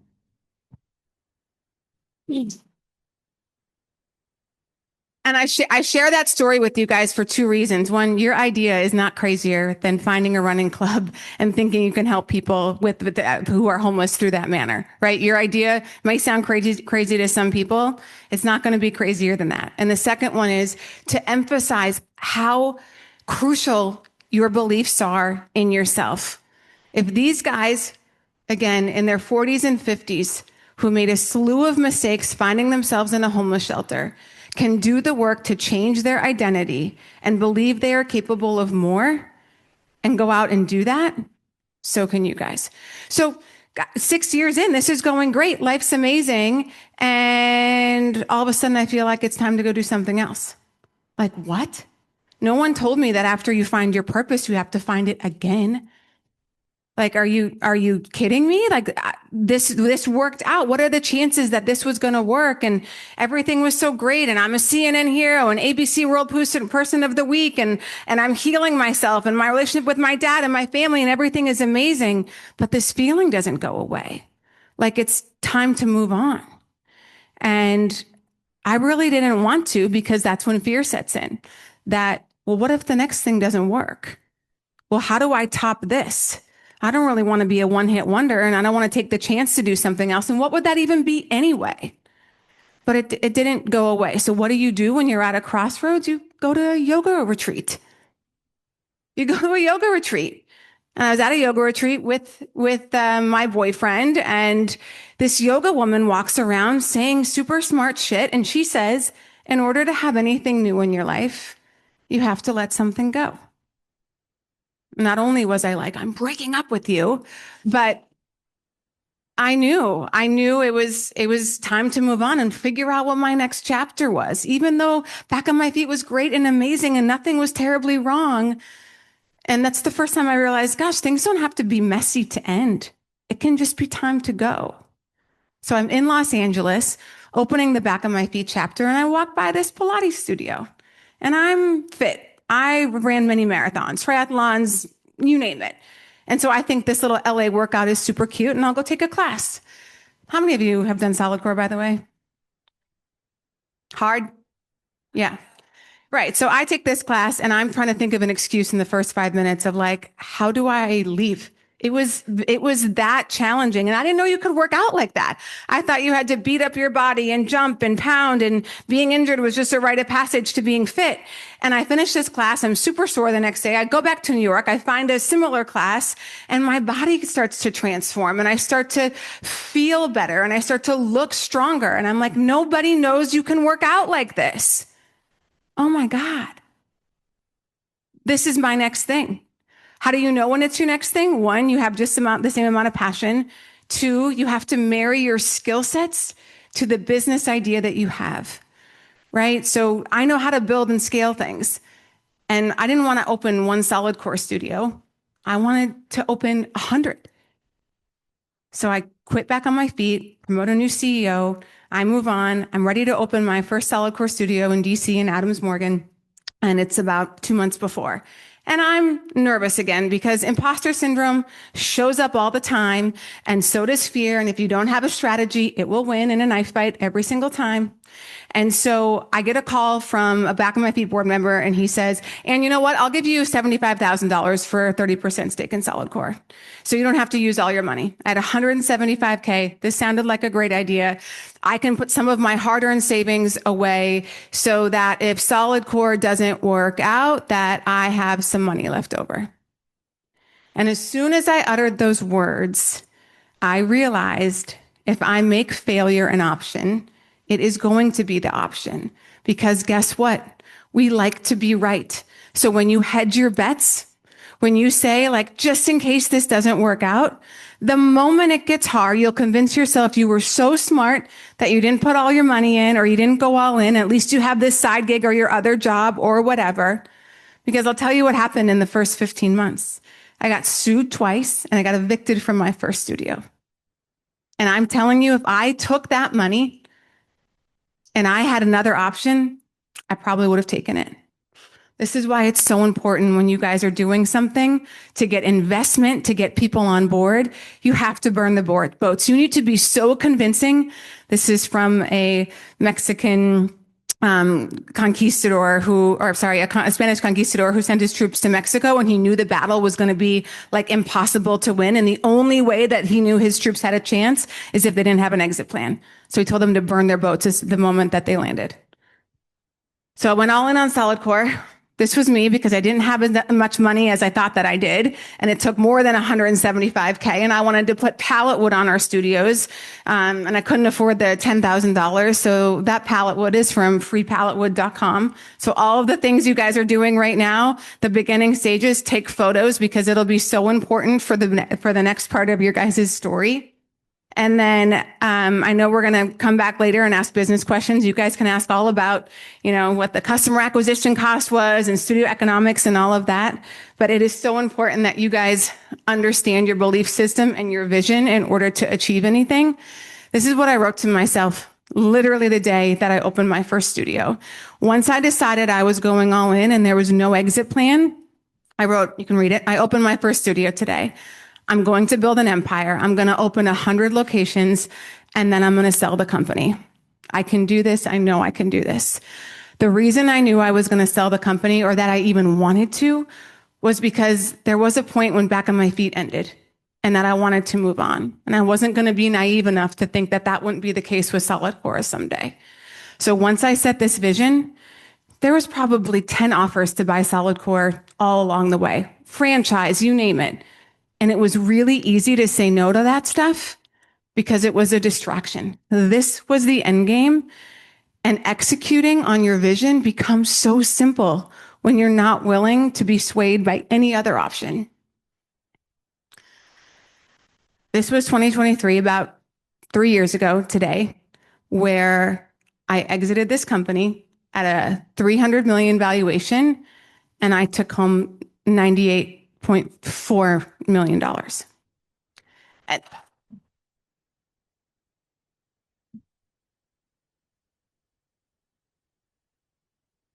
the things I want you guys really to know, again, yes, you have to have the talents and the skill sets, and you need to understand business and cash flow and how to utilize your investment to make sure you're getting the highest ROA on your dollar. How to use your time, how to promote people, how to hire, all those things are crucial. If you get this stuff wrong, you don't stand a chance there, right? You have to decide who you can be in this world. It doesn't matter your circumstances. It doesn't matter your disadvantages, right? Again, I've got divorced parents, one who is an addict. You ask him what he's addicted to, he'll tell you absolutely everything. I didn't grow up with money. I got arrested when I was 14 for curfew. Like, you name it. Everybody in this room has a story that you think puts you at some sort of disadvantage. You have to figure out how to turn that into an advantage and put yourself in a position where you can win. That is everybody's responsibility in this room. Whoever you decide you are, you will act accordingly. If you think you are important, you will behave that way. If you think you're going to screw it all up, you are going to screw it all up. The things you say to yourself on a daily basis, right? This sort of pep talk, manifestation stuff, it's not woo-woo. You might not notice it. You don't have to be sitting or chanting in a mirror, but every day you are talking to yourself. And when you say things like, you don't belong, you're not smart, you start to look for examples where you don't feel smart. And you're like, see, told you so. That goes for relationships in your personal life too. If you think dating is so hard at Georgetown, dating is going to be really hard at Georgetown. I guess dating is really hard at Georgetown. Okay. So I want you to also step into uncertainty often. If you're waiting, I don't know what your guys' risk tolerance is, but you can't expect to live in the same city, stay at home with your parents, eat the same thing every day, never go out to a restaurant by yourself, never go to a movie by yourself, have a completely protective life, and then all of a sudden you're going to be ready to start your business. It doesn't work like that. You need to build your risk tolerance every single day, month, and year, right? So I went from North Dakota to Minnesota, then I went to DC, and then I went to Philly, and then New York. You have to have these moments where you're showing yourself that you can trust yourself and that you are capable of figuring things out. And it has to start at a micro level, and you need to do it often. And the last one is figure out what you're better at than 90% of people and sharpen those skills and apply them to a game you can win. Guys, I didn't start a tech company, right? You can tell by my PowerPoint slides. I didn't start a furniture company. I didn't start things that I don't know anything about. I know how to build high quality branded experiences at scale better than 99.9% of the people out there. I didn't pick a business that I didn't think that I could win. And then you apply those skill sets, move really quickly, plan your end game, and hopefully have your exit. Thank you.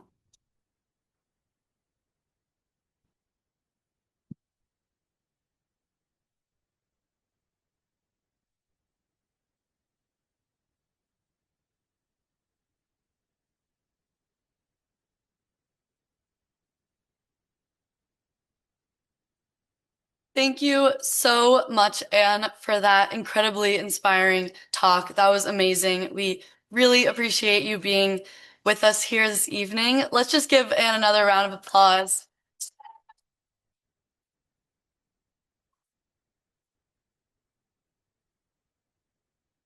Those of you who have questions for Anne, you're in luck. After the program tonight, you'll have a chance to come down closer to the stage and ask group style Q&A, so look out for that. Now transitioning back to our startups. Sorry, we have a different one next. Sorry. It's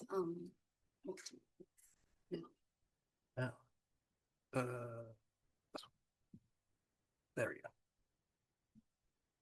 Awesome. Okay, transitioning back to our startups, we have an amazing one up next. Nowie, founded by Branda Fan, is simplifying the travel experience, turning your endless scrolling into real bookings.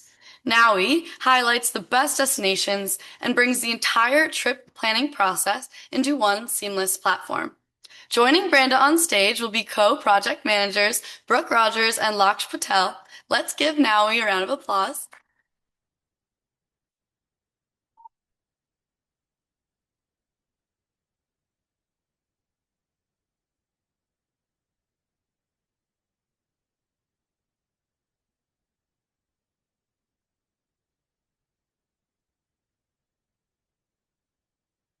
All right. Good evening, everyone. My name is Brenda. I'm the founder of Nowie. As you can see, that little girl in the middle of the picture is also me. My love for travel began from my childhood, when my father either disappeared for weeks or suddenly come home from nowhere and say, "Hey, pack your things. Now we go to the airport." And all these spontaneous trips had become my most precious memories after my father passed away. He always told me life's beauty awaits those who don't wait. Nowadays, the magic is gone. 90% of travel inspiration come from social media. Only 32% gets booked. Information is overloaded, worry about overpaying. In fact, people don't need more travel booking sites or ideas. They just need a little bit help to bridge the gap and make travel magic again. That's what we do. Now it means now we go. We turn any social media content into instant book trip in one click. McKevin, a student, digital nomad, also now is real customer. He spends hours weekly scrolling travel content. The problem is he's always stuck from over 300 saved videos. Overloaded content, worry about overpaying, but things change until he finds Nowie. Kevin found an amazing Instagram post about New York. He simply copies the link into Nowie, and instantly that link is transformed into a visual day-to-day itinerary. With weather forecast, flight to New York, hotels in walking distances. The best part? Now he watches price and auto rebook when price drop. Never overpays again. He's so ready to go. Over 13,000 users, 500 global ratings, completely by word of mouth. We are backed by AWS, Google Staff, TechCo, JP Morgan. Our users say, if you go travel, you need to know it. Now we are earning 3 to 12% commissions on every booking. Next, launching auto rebook as part of premium subscription. As we scale, we will expand to B2B for enterprise. Those 2 million digital travelers like Kevin are our target audiences, and our path to 10 million ARR is crystal clear. 45,000 paying customers at $225 annually. We reach customers where they already scroll travel content nonstop. ASO viral content drives our growth organically, and all of this will reduce our cost of acquisition and perfect our value loop. When ChatGPT suggests you a trip, now it delivers them. Single AI gives everyone the same trip, but behind now is our multi-agent AI workforce. Each agent learns together your favorite content and turns them into optimized experiences. Booking.com, Expedia focus on search-based standard booking. We are not rebuilding another one. Now is leveraging their inventory resources to package our unique pipeline. From social inspiration to auto rebook at lowest price, getting 10 times faster, better recommendation at the neighborhood level. The whole team has combined over 16 years of experience in AI, hospitality, and consumer tech. And we are guided by hands-on advisors from venture capital to enterprise SaaS. And we didn't do this alone. Am I right, Bash? You got that right, Brenda. Now let me introduce the Georgetown Ventures team that partnered with Nowie for the semester. Brooke and I were both co-PMs, and it was a great time. On the strategy side of things, we had Jack, Brian, and Graham. Creative division consisted of Caroline and Adam, and our tech team was both the Jakes and Peyton, and they all did such a great job. I'm so proud of all of them. On the strategy side of things, they conducted over 30 user interviews, which led us to the key insight that grounded most of our work for the semester, which is that creators have the content, but no clear way to monetize it, which led to the creation of the map portal concept, where creators can use months to years of dead content and turn it into an interactive map portal for their users. And this also led to securing Nowie's first ever business partner. Off to you, Brooke. Thanks, Laksh. And then on the product side of things, our tech team made huge strides over the past 10 weeks. Some of their biggest accomplishments were launching our live MVP, creating 2 new AI employees, improving our conversion speed by 60%, and redesigning our onboarding flow. And then on the creative side, our team was focused on elevating Nowie's social media presence by creating over 40 pieces of new content and identifying top performing hooks from that content, as well as supporting our new map portal concept that Laksh talked about and contributing to early user acquisition. And now we will pass it back over to Branda. Thank you. Amazing team, incredible semester. So back to where we are. We secure 168,000 in funding. Now raising 1.3 million, proceed towards our 10 million and Series A ready. We're actively looking for travel content creator and hospitality coverage. With this round, we are able to grow our team and then bring on marketing as well as our business development to drive our growth and partnership expansion. So again, that's us. I'm Brenda, founder of Naui, turning social media content into instant book trip from scrolling to going. Now we go. Thank you.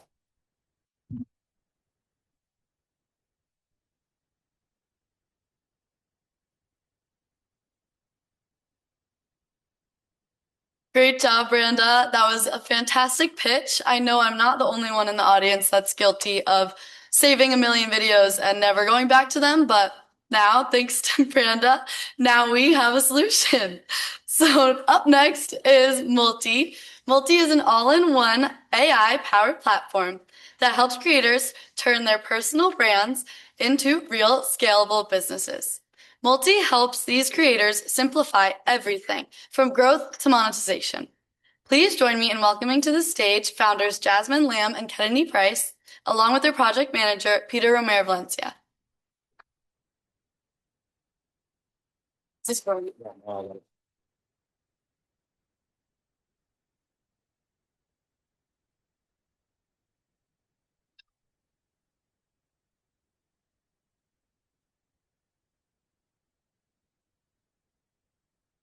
Hi, I'm Jasmine, and this is Kennedy. As creators and operators ourselves, we know firsthand the challenges that come with turning creative momentum into a foundation that lasts. In today's digital age, anyone can be a creator, but far fewer can turn that creativity into a sustainable business. Multi, its very name, inspired by the multi-hyphenate creators of today, is built to close that very gap. If the gap is infrastructure, this is what the gap looks like. Today's creator population is growing rapidly, yet the infrastructure to support it has not kept pace. Nearly half of creators earn from 3 or more revenue streams, yet manage their businesses across 6 or more disconnected tools. That's the reality that we're solving for. Multi is an AI-powered platform designed for creators and solopreneurs to run the business behind their brands with more clarity and ease. So you may wonder why, who's our target? Who are we serving? So when we look at the creators, they can be influencer, TikTokers. They are individuals monetizing expertise, audience, and creative output through digital platforms. And then for the solopreneur, as coaches, creators, even your Pilates instructor, they are independent business owners who are managing money, growth, client, and revenue all in a bad infrastructure. And we've talked to them, and here's what they have to say. Creators are running too many disabled tools and often without strategic guidance. So let's look at the numbers. How big is the market? The market is large, but our focus is specific. Globally, the creator economy represents a $250 billion opportunity, with 45 million creators in the US alone and 11 million who are already monetizing.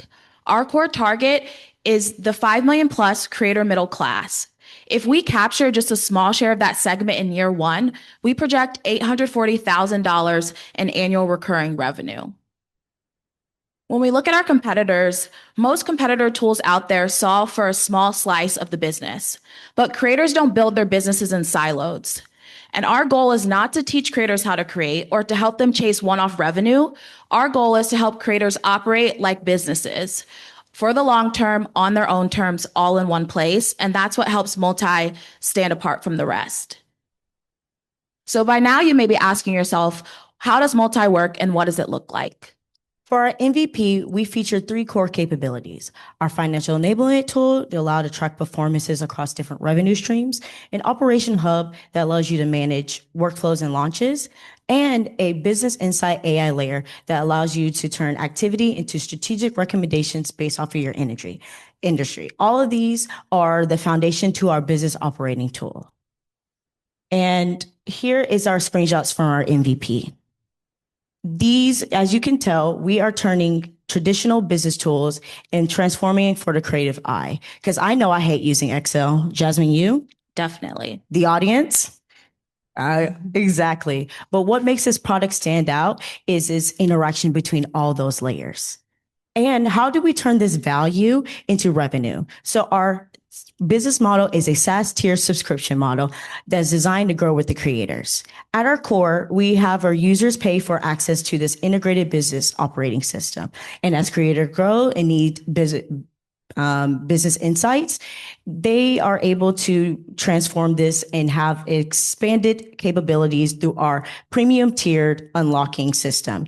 And then from there, as we incorporate AI usage and monetization, we're able to expand our revenue on top of our subscription base. So as a creator economy grows, Multi is built to scale with it. And how do we know this? Because Multi is built for creators by creators. As a creator myself, I've spent the last decade helping creators and brands turn audiences into business. Kennedy is a product builder and a creative across fashion, culture, and tech. And we're both graduating from McDonough with our MBA this spring. Together, we've both lived the gap in the infrastructure that we're solving for. And I'll hand it off to Peter to talk about our GU Ventures team. Good evening, everyone. So this is our part of the 10-week accelerator program that Georgetown Ventures offers. This is our team. We have Luca, Callie, and Eilina, and Keshav as part of our consulting team, George and Alyssa as part of our tech team, and Naz and Carmen doing a wonderful job on the creative team. So as to the work we've been doing over the semester, as part of the tech side of things, we've been building out a foundation for these founders to use. That's back-end development, that being landing page design and onboarding questionnaire to get our users accustomed to the way they want their platform to work. As part of the consulting team, pricing and financial modeling to keep those margins very nice and make this business profitable. Creator outreach strategies with our first 15 new users that we'll be implementing in the next few weeks. And then also go-to-market design so as to start off the business. As part of the creative, these wonderful slide sets you guys see today are part of the brand assets we have been developing over the 10 weeks, that being social media presence, brand design, and a brand identity system. So yeah, this wonderful work leads these founders to the end of their presentation. Great. So as we look ahead to what's next, we have a clear path towards traction and growth. We've already secured our first corporate partnership, ensuring 15 new MVP users. From here, we're focusing on launching MVP this spring and doubling down on the financial tools that creators already told us they need most. Plus, we're going to focus on building micro communities so that Multi is even more tailored towards how creators actually grow. Our ask is pretty simple. We're launching this spring, and so if you click the QR code with your phones, it'll take you to our landing page so that you'll be the first to know about our MVP launch. And ultimately, we believe that creators are the visionaries of today and tomorrow, and they deserve more than just applause for their gifts. They deserve real support, they deserve better systems, and they deserve solid infrastructure to stand on. Join us in building that future.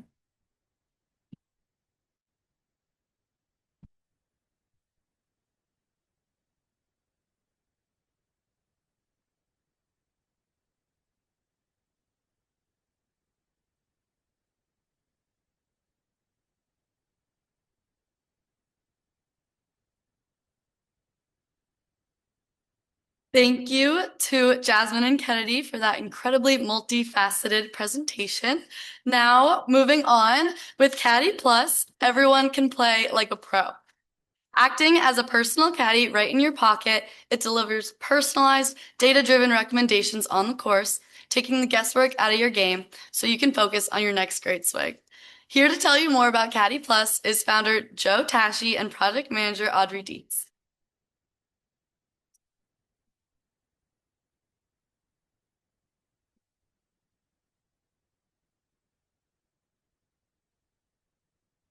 All right. Imagine this. Also, is this? All right. Yeah. Imagine this. You have this shot for $500. That was the situation I put myself in. Like so many other golfers, I trusted my gut. I went with the driver. I hooked it directly into the trees over there. I left myself standing in the tee box thinking, why'd I do that? There had to have been a smarter shot to play. And that is why I built Caddy Plus. Caddy Plus is an AI powered caddy in your pocket that has a decision engine that pulls in three main features. First, your game, your clubs, your distances, your tendencies, your skill level, and your unique golf goals. Second is course intelligence. Caddy Plus has full access to every US golf course in the country. This is every tee, every green, every bunker, water. If it's on a golf course, we have coordinates for it and full access. And three is live location. So as you can see on the screenshot there, no matter where you're on the golf course, we know where you are. And we also pull in that sounded creepy, but we know where you are. And we also know the weather, the elevation, the slope, and which matters for your shot recommendation. All of these three factors get pulled together and provide you a real-time personalized shot recommendation. And the greatest part about Caddy Plus is it constantly learns from your recommendations. It tailors to your game. If it gives a bad recommendation, just tell it that. It won't use it next time. If you give a good one, it will favor that. But if you're like me, seeing is believing, so we'll watch a couple demos. The first demo we'll have here is our quick shot recommendation. This feature, just press the quick shot recommendation button, hit analyze, and no matter where you are on the golf course, you'll get a real-time, quick, personalized recommendation tailored to your game. We also have a full shot recommendation. The only difference here is the full shot recommendation leverages a photo of your lie as just an additional data point to give you a real personalized shot recommendation. The other flow would be our putting recommendation. Our putting recommendation uses a photo of your putt, analyzes in real time, pulls in things like time of day, weather, green condition, tell you the speed of the green, where to aim, and how to be successful in that putt. The opportunity in this space is massive. There's 27 million US golfers today, and that number is rapidly growing. Millions are already using golf apps for things like GPS tracking and shot coordination.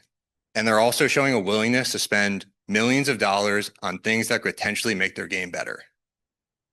The introduction of Caddy Plus into the marketplace will provide a solution to a problem that has been underserved. And if you don't believe me, the numbers back it up. We surveyed over 100 golfers, mostly in the DMV area, but also nationwide, and found two really cool statistics. First is 77% of golfers rely on instinct alone to make their shot choices.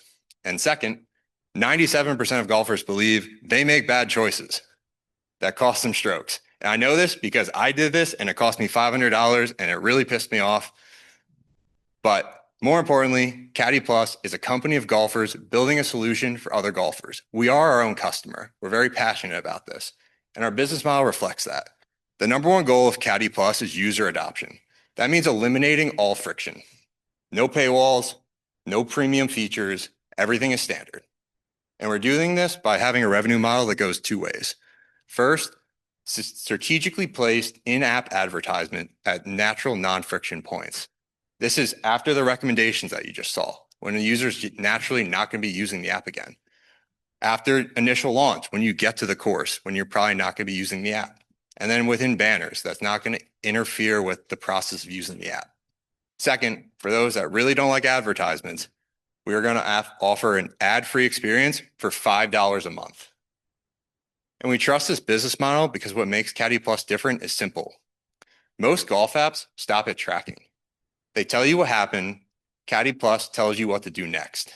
Second, this app is built on the actual model that other apps lock away as premium. Their premium is our standard. And third, the more people use this app, the smarter it gets. This creates the eventual opportunity to move past the individual golfer and go directly to courses, training ecosystems, and instructors. We're not just building another golf app. We're building a golf decision engine. And when I first came to GV, I had a pretty mid MVP and a AI generated logo and not a whole lot of backing around it. And the team really took this from 0 to 1 and were such a huge help to me. So I'd like to pass it to Audrey to tell them more about what we've all done.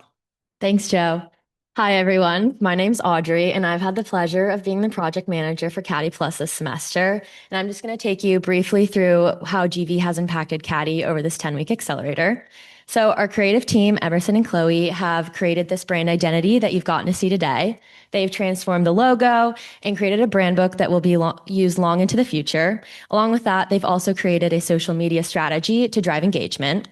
And then our tech team, Krish and Ronnie, they've been reviewing the code structure and providing recommendations for our feedback loop, along with coding improvements for the shot context, user feedback, and risk analysis.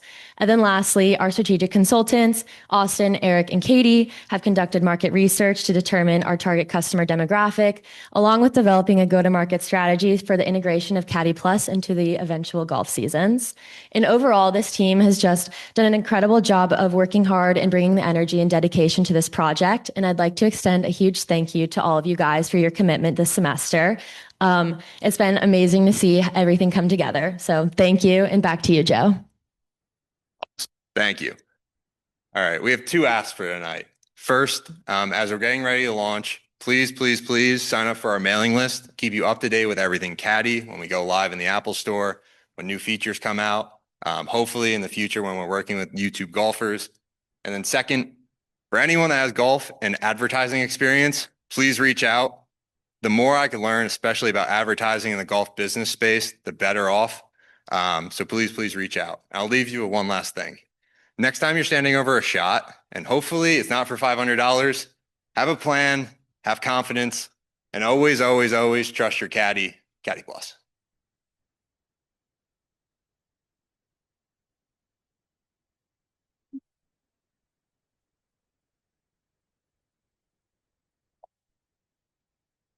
Incredible pitch, Joe. It looks like the golfers in the room are officially out of excuses, so I'll be expecting at least a few green jackets soon. Our next startup is dedicated to creating meaningful opportunities for those who have served our country. AVAC, or American Veteran Arts Collective, is a 10-week workforce development program that empowers transitioning veterans and military spouses to build lasting careers, specifically in the arts and culture sector. Here to speak about his amazing startup is founder Fidel Gomez Torres and project manager Sarah Markison.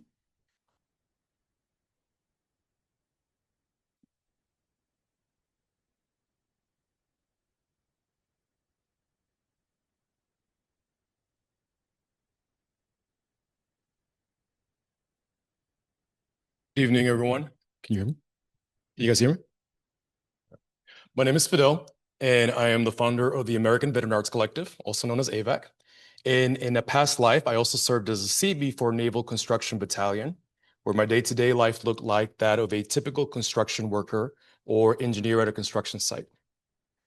At the end of my time in service, my last duty station brought me to New York City, and in my transition into civilian life, my first job was as the executive assistant to a CEO of a fashion brand in New York.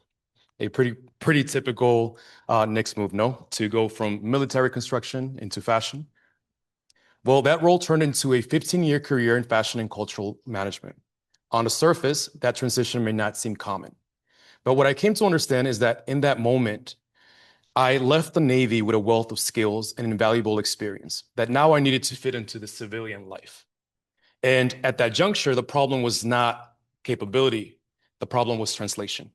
I had entered a space where my military experience was highly valuable, but structurally invisible. And what I know now today is that my story isn't unique. In fact, it is structural.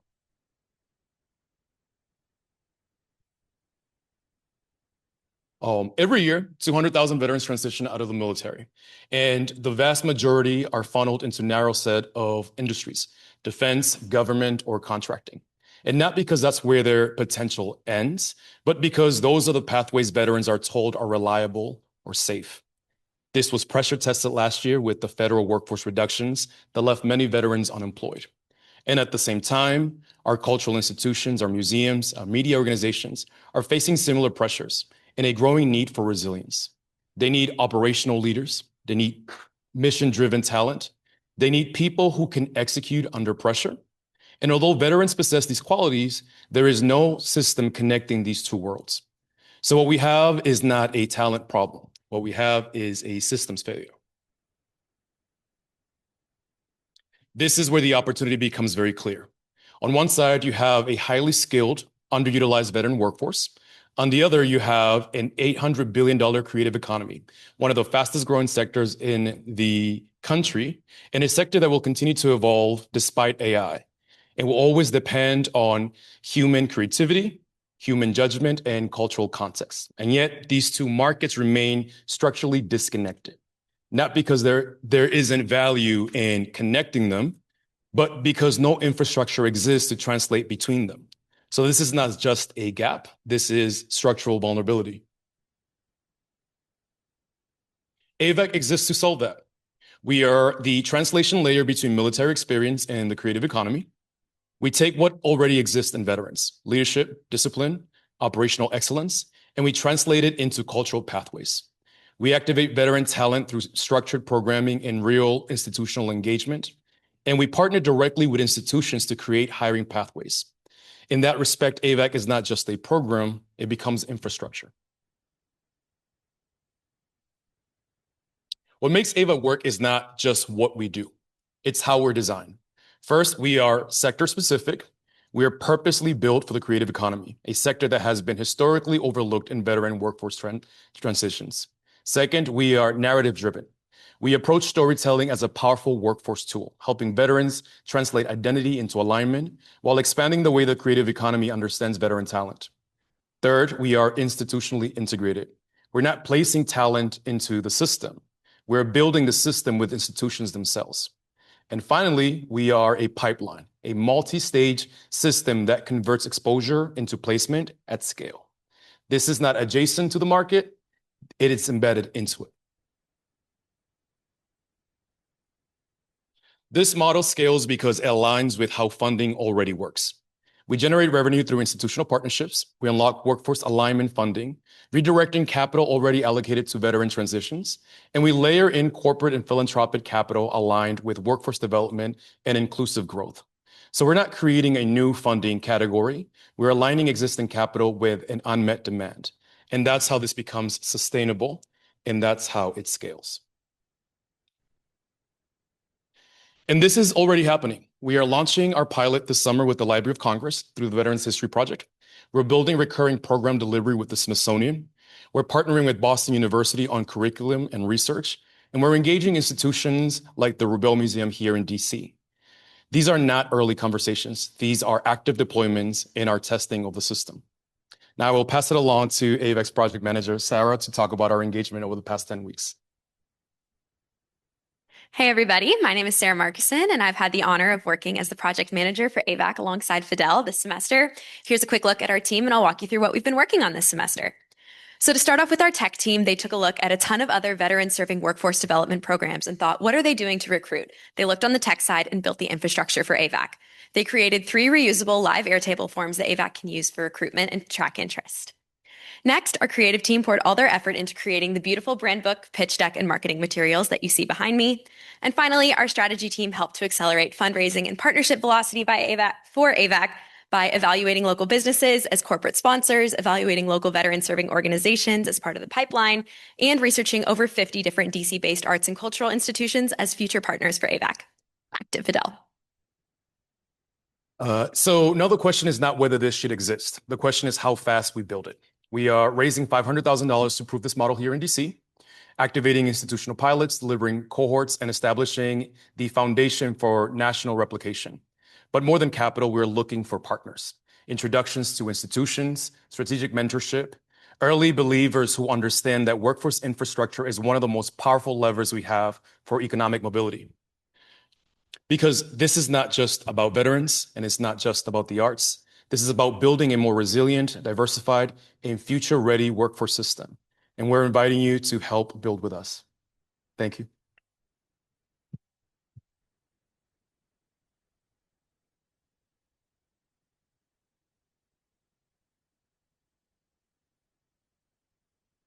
Thank you so much, Fidel. This is an incredible mission, and we are so impressed with the work AVAC is doing. Our next startup is helping families take the risk out of the college application process. Unicover offers conditional reimbursements on application fees when students aren't accepted, giving students and their families the safety net that they need in order to aim higher without worrying about the cost of rejection. Please join me in welcoming the founder of Unicover, Eli Francois, along with his project manager, Maximilian DeBoos.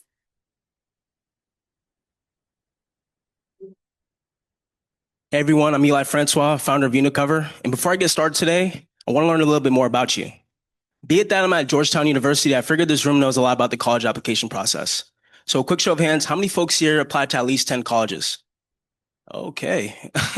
All right, cool. Let's up the ante a bit and say 15 colleges. How many folks here applied to 50? Okay, 15 colleges. Let's go to the extreme a bit and say 22 colleges. Awesome, awesome. Just so the rest of the room's on the same page, the folks with their hands still raised spent over $1,200 in college application fees. That's rough. So as reimbursement, my GV team's gonna pass out a few gift cards. There we go. Here we go.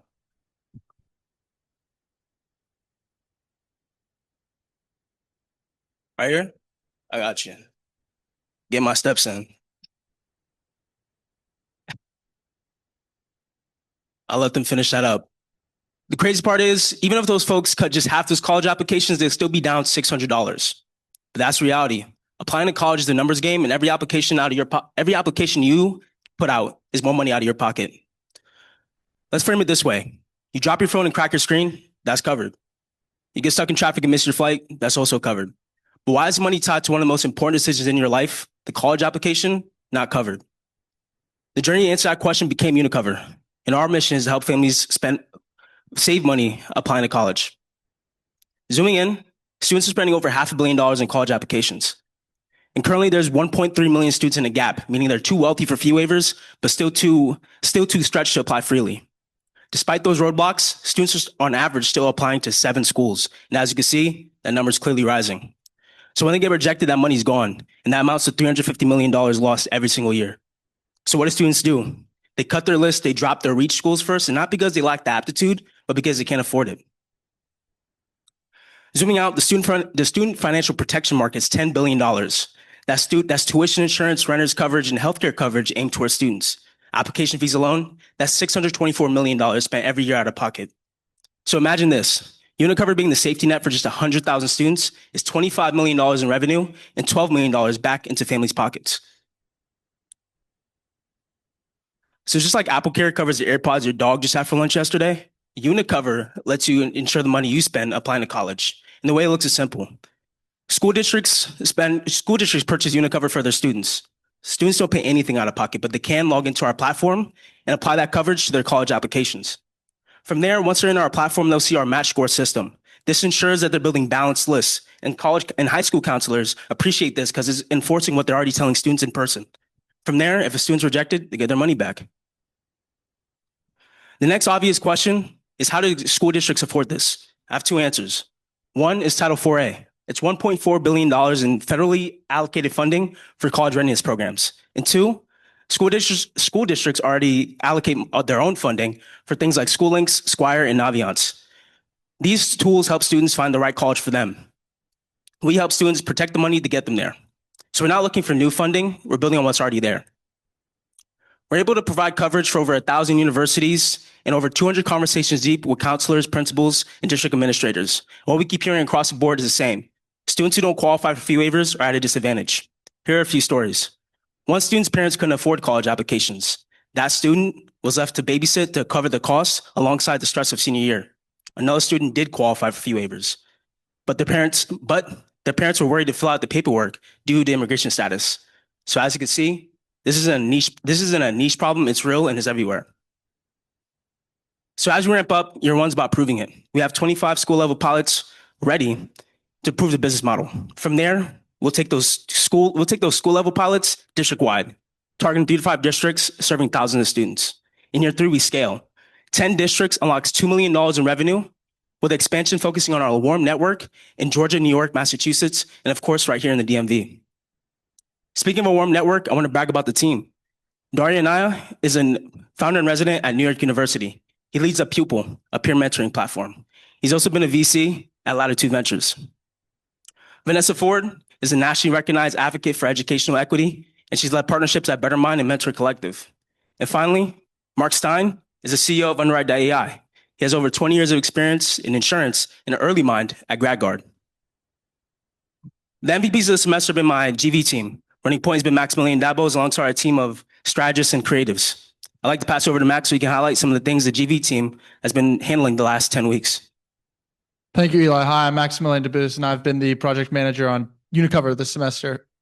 The first thing that our strategy team was focused on LOIs. So we wanted letters of intent from different school districts. That way we were able to show insurance carriers and different VC firms what we've been working on as we continue to gather funds for a large expansion. Second was the pricing model. We actually worked with an insurance carrier, Greenlight Re, to stress test our pricing model using a P99 test, which is common in the insurance field. We changed our price from a $249 package to $199, making it much more accessible and attractive to both school districts and students. Finally, we worked on a large CRM that makes our company able to sustain a large expansion across the country with lots of contacts, school districts, and other people who can help the process. Next, our creative team did a whole lot. First off, they took over our Instagram accounts, which needed some help. And also they touched up our logos, adding a small, actually not sure the word, but the thing on the brim of your graduation cap. And finally, they helped us build out some pitch decks for VC firms and different insurance carriers as we continue to expand. Here's our ask. Thanks, Max. So as we continue on our mission, I have 3 asks that you can start by scanning the QR code on screen. First, how many folks here remember their high school counselor's name? No, it might have been a while. Okay, cool. Connect us with them. We'd love to have a conversation and learn more about the gaps they see in supporting students. 2, if you know a CFO, a superintendent, or a director of college readiness, connect us with them as well. And finally, we're opening up our friends and family round. So if you know any angel syndicates focusing on InsurTech and EdTech, connect us there. So scan the QR code, let us know how you can help, and we'll reach back out personally. It's also on the next screen. Tonight, we saw hands be raised for 10 schools, for 15 schools, and even 22 schools. But somewhere out there, a student's putting their hand down. It's not because they don't have dreams. It's because they can't afford to try. So we're building unit covers so the next generation can keep their hand up. Thank you.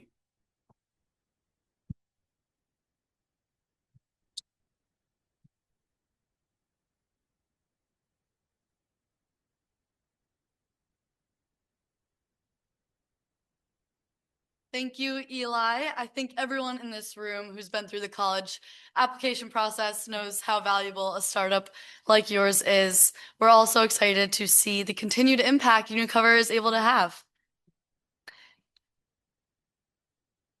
Last, but certainly not least, we have a startup reinventing the patient experience. Babel Health is a digital companion that helps patients stay organized and informed through every doctor's visit, turning conversations into clear, easy to understand summaries that can be shared with family. It's a patient-centered approach to making healthcare simpler, more connected, and easier to navigate. Let's give a huge round of applause for our final pitch of the night and welcome to the stage founder Jessica Bielik and project manager Will Carriger. Okay. Thanks for hanging, everyone. I know we're at the end here. Appreciate the energy that I know you'll bring to this next final one. So yes, my name is Jessica Bielik. I am a Georgetown MBA. I graduated in 2012 and my career has been in finance, but it's been really fun to spend this time working with GV in this healthcare space. So I'm the co-founder of Babel Health, and this was really a neighborhood story inspired by a personal experience. I was volunteering right here in Georgetown, driving older adults like Trudy, pictured here, to their doctor's appointments. Through that experience, I saw firsthand how going to the doctor can be stressful. The doctor can rush you and make you feel unheard. And then we would leave the appointment and they couldn't remember what the doctor said. In parallel, my husband and I both work. We have 3 young children. We found that we experienced many of those same realities as we were trying to manage our own health and that of our young children. So that's really where the idea of Babel came to be. How might we bring clarity and understanding to the healthcare experience? We'll back up. Managing healthcare in the macro sense is really hard. We have a very siloed system in the United States. Lots of different doctors with different portals, sometimes giving conflicting information, and it's rare that family members or caregivers can actually attend the visit with you. In parallel, current technologies really aren't tuned to the humans living the care experience. There's doctors and they have their note scribing service. There's the insurers who are tracking how much you're spending and where. But it's the humans who don't have an easy way to understand what in fact the doctor said and be able to clearly share that with loved ones who might be supporting their care. And so that's where Babbel comes in. Babbel is a simple care companion that lets you babble your thoughts to prepare for visits, captures what the doctor says in clear, understandable language, and allows you to share that with family and friends. Our experience is intended to be simple and really bring clarity and calm to your healthcare journey. We'll show you a quick demo. Some of this really features the work that our GV tech team did this semester. This is our native app that will be going live in late May. It's built to really be a simple experience that, again, allows you to just babble into the app, ask your questions, track symptoms you want to make sure you cover with the doctor. We even suggest questions you may want to ask based on what you've inputted. Then we create a very simple, think of it as like a chief of staff creating a brief for you going into a big meeting. That gives you the confidence to interact with your doctor. Following the appointment, you get a summary, and then you're able to share it with just one click to family members and friends that you want to keep on your care journey. And so why now? Well, I think there's a couple huge reasons. So first, technology and overall adoption of AI tools and listening tools really has been transformative to our ability to build in this space. In parallel, the demographic data, as you'll see here, is pretty powerful. There are 76 million baby boomers who will all be 65 or older by the year 2029. That's a massive population who will be having increasingly complex health realities, often needing the support of family and friends. In parallel, there's 30 million dual career families like my own who are going to be trying to manage our kids while also supporting our aging parents. That's compounded by the reality that 65% of us don't live in the same geography as our parents. So how do you drive that connectivity and keeping people on the same page? And then finally, a new segment that really emerged through the work with GV this semester, college students. This generation of young adults is staying more closely connected with their parents than any other previous generation. And so how might we enable a tool like Babbel to support that continued connectivity? We've been in market with an MVP since the fall, and early feedback really validates and underscores the potential of our mission. And that's really been a great motivation to keep us going.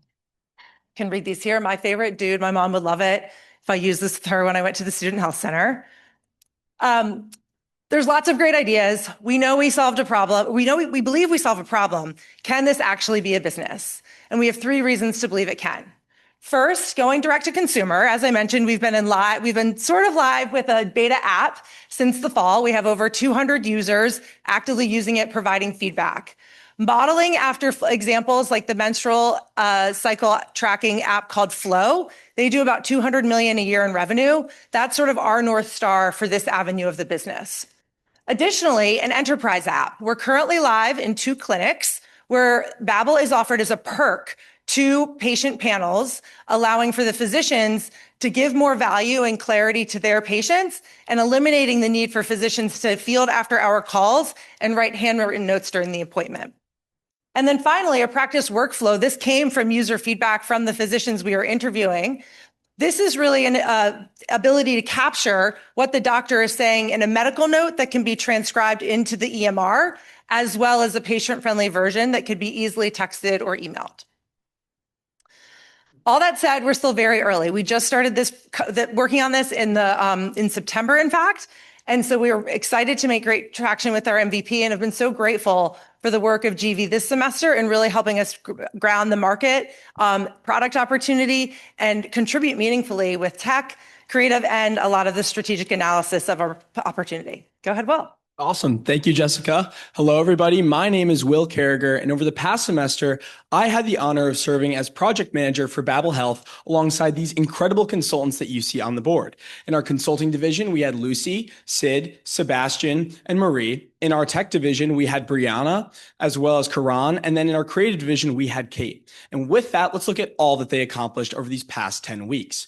So to start us off, we began looking at market segmentation. We wanted to find what the three main markets we were going to target are. And we came to the conclusion that that is first, elderly individuals, then college students, and finally, veterinary practices.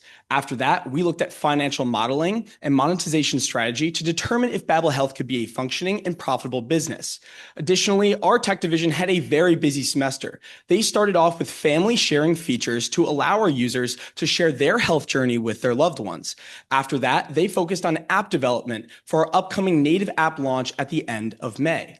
Then our creatives also had a busy month. They focused first off on brand analysis to ensure that we had a smooth UX and UI for our users. And then finally, they focused on promotional content creation for our first marketing campaign later this month. And you can see some of those snapshots right there. With that, I'll pass it back to Jessica. Thank you. Well, and shout out to the broader GV team who one of our sessions actually provided a lot of feedback on our UX, which we've been able to incorporate. So thank you for that. And I would be remiss to not mention that I've learned a lot about the game of Assassin through my work with GV this semester. So thank you all for that. And it brought me a lot of street cred with my own children to be able to reference it.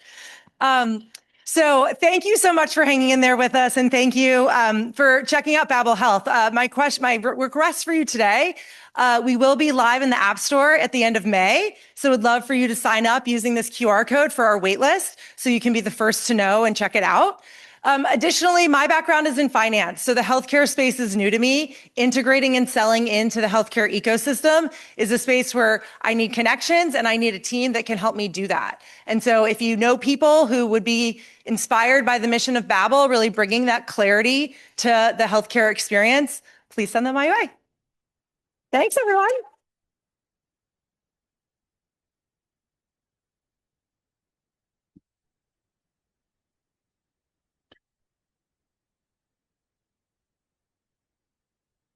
Incredible work, Jess. Safe to say we're ending off on an incredibly high note because that amazing final presentation was the last one for the evening.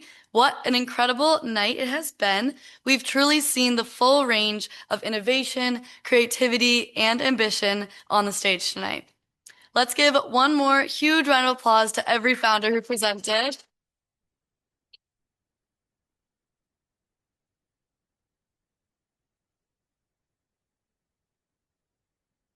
Now it's your turn. So we're moving on to one of our favorite parts of Demo Day, the People's Choice Award. Please scan the QR code to vote for your favorite startup pitch.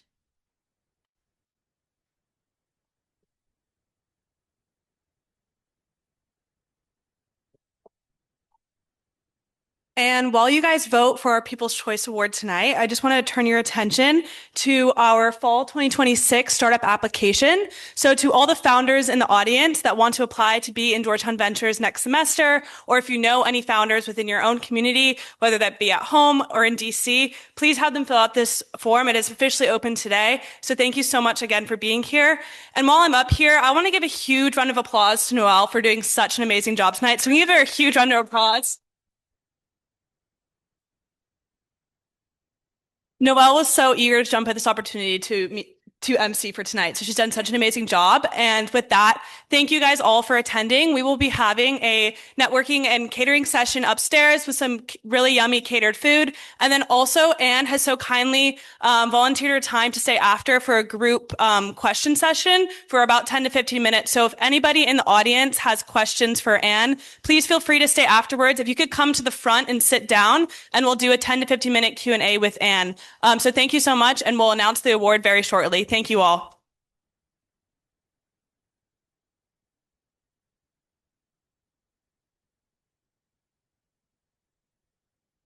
Wait, can everybody hear me? I'm going to announce the People's Choice Award really fast. If we can all sit back down. 1 second, please. No, you want to announce it?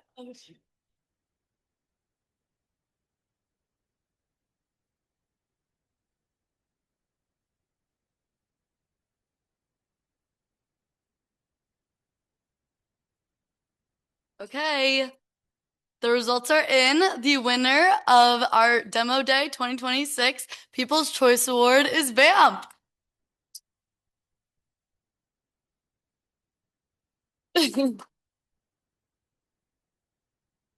Congratulations, Vamp. Thank you guys all again for being here tonight. And please go to the back, head to the back for the food and drinks.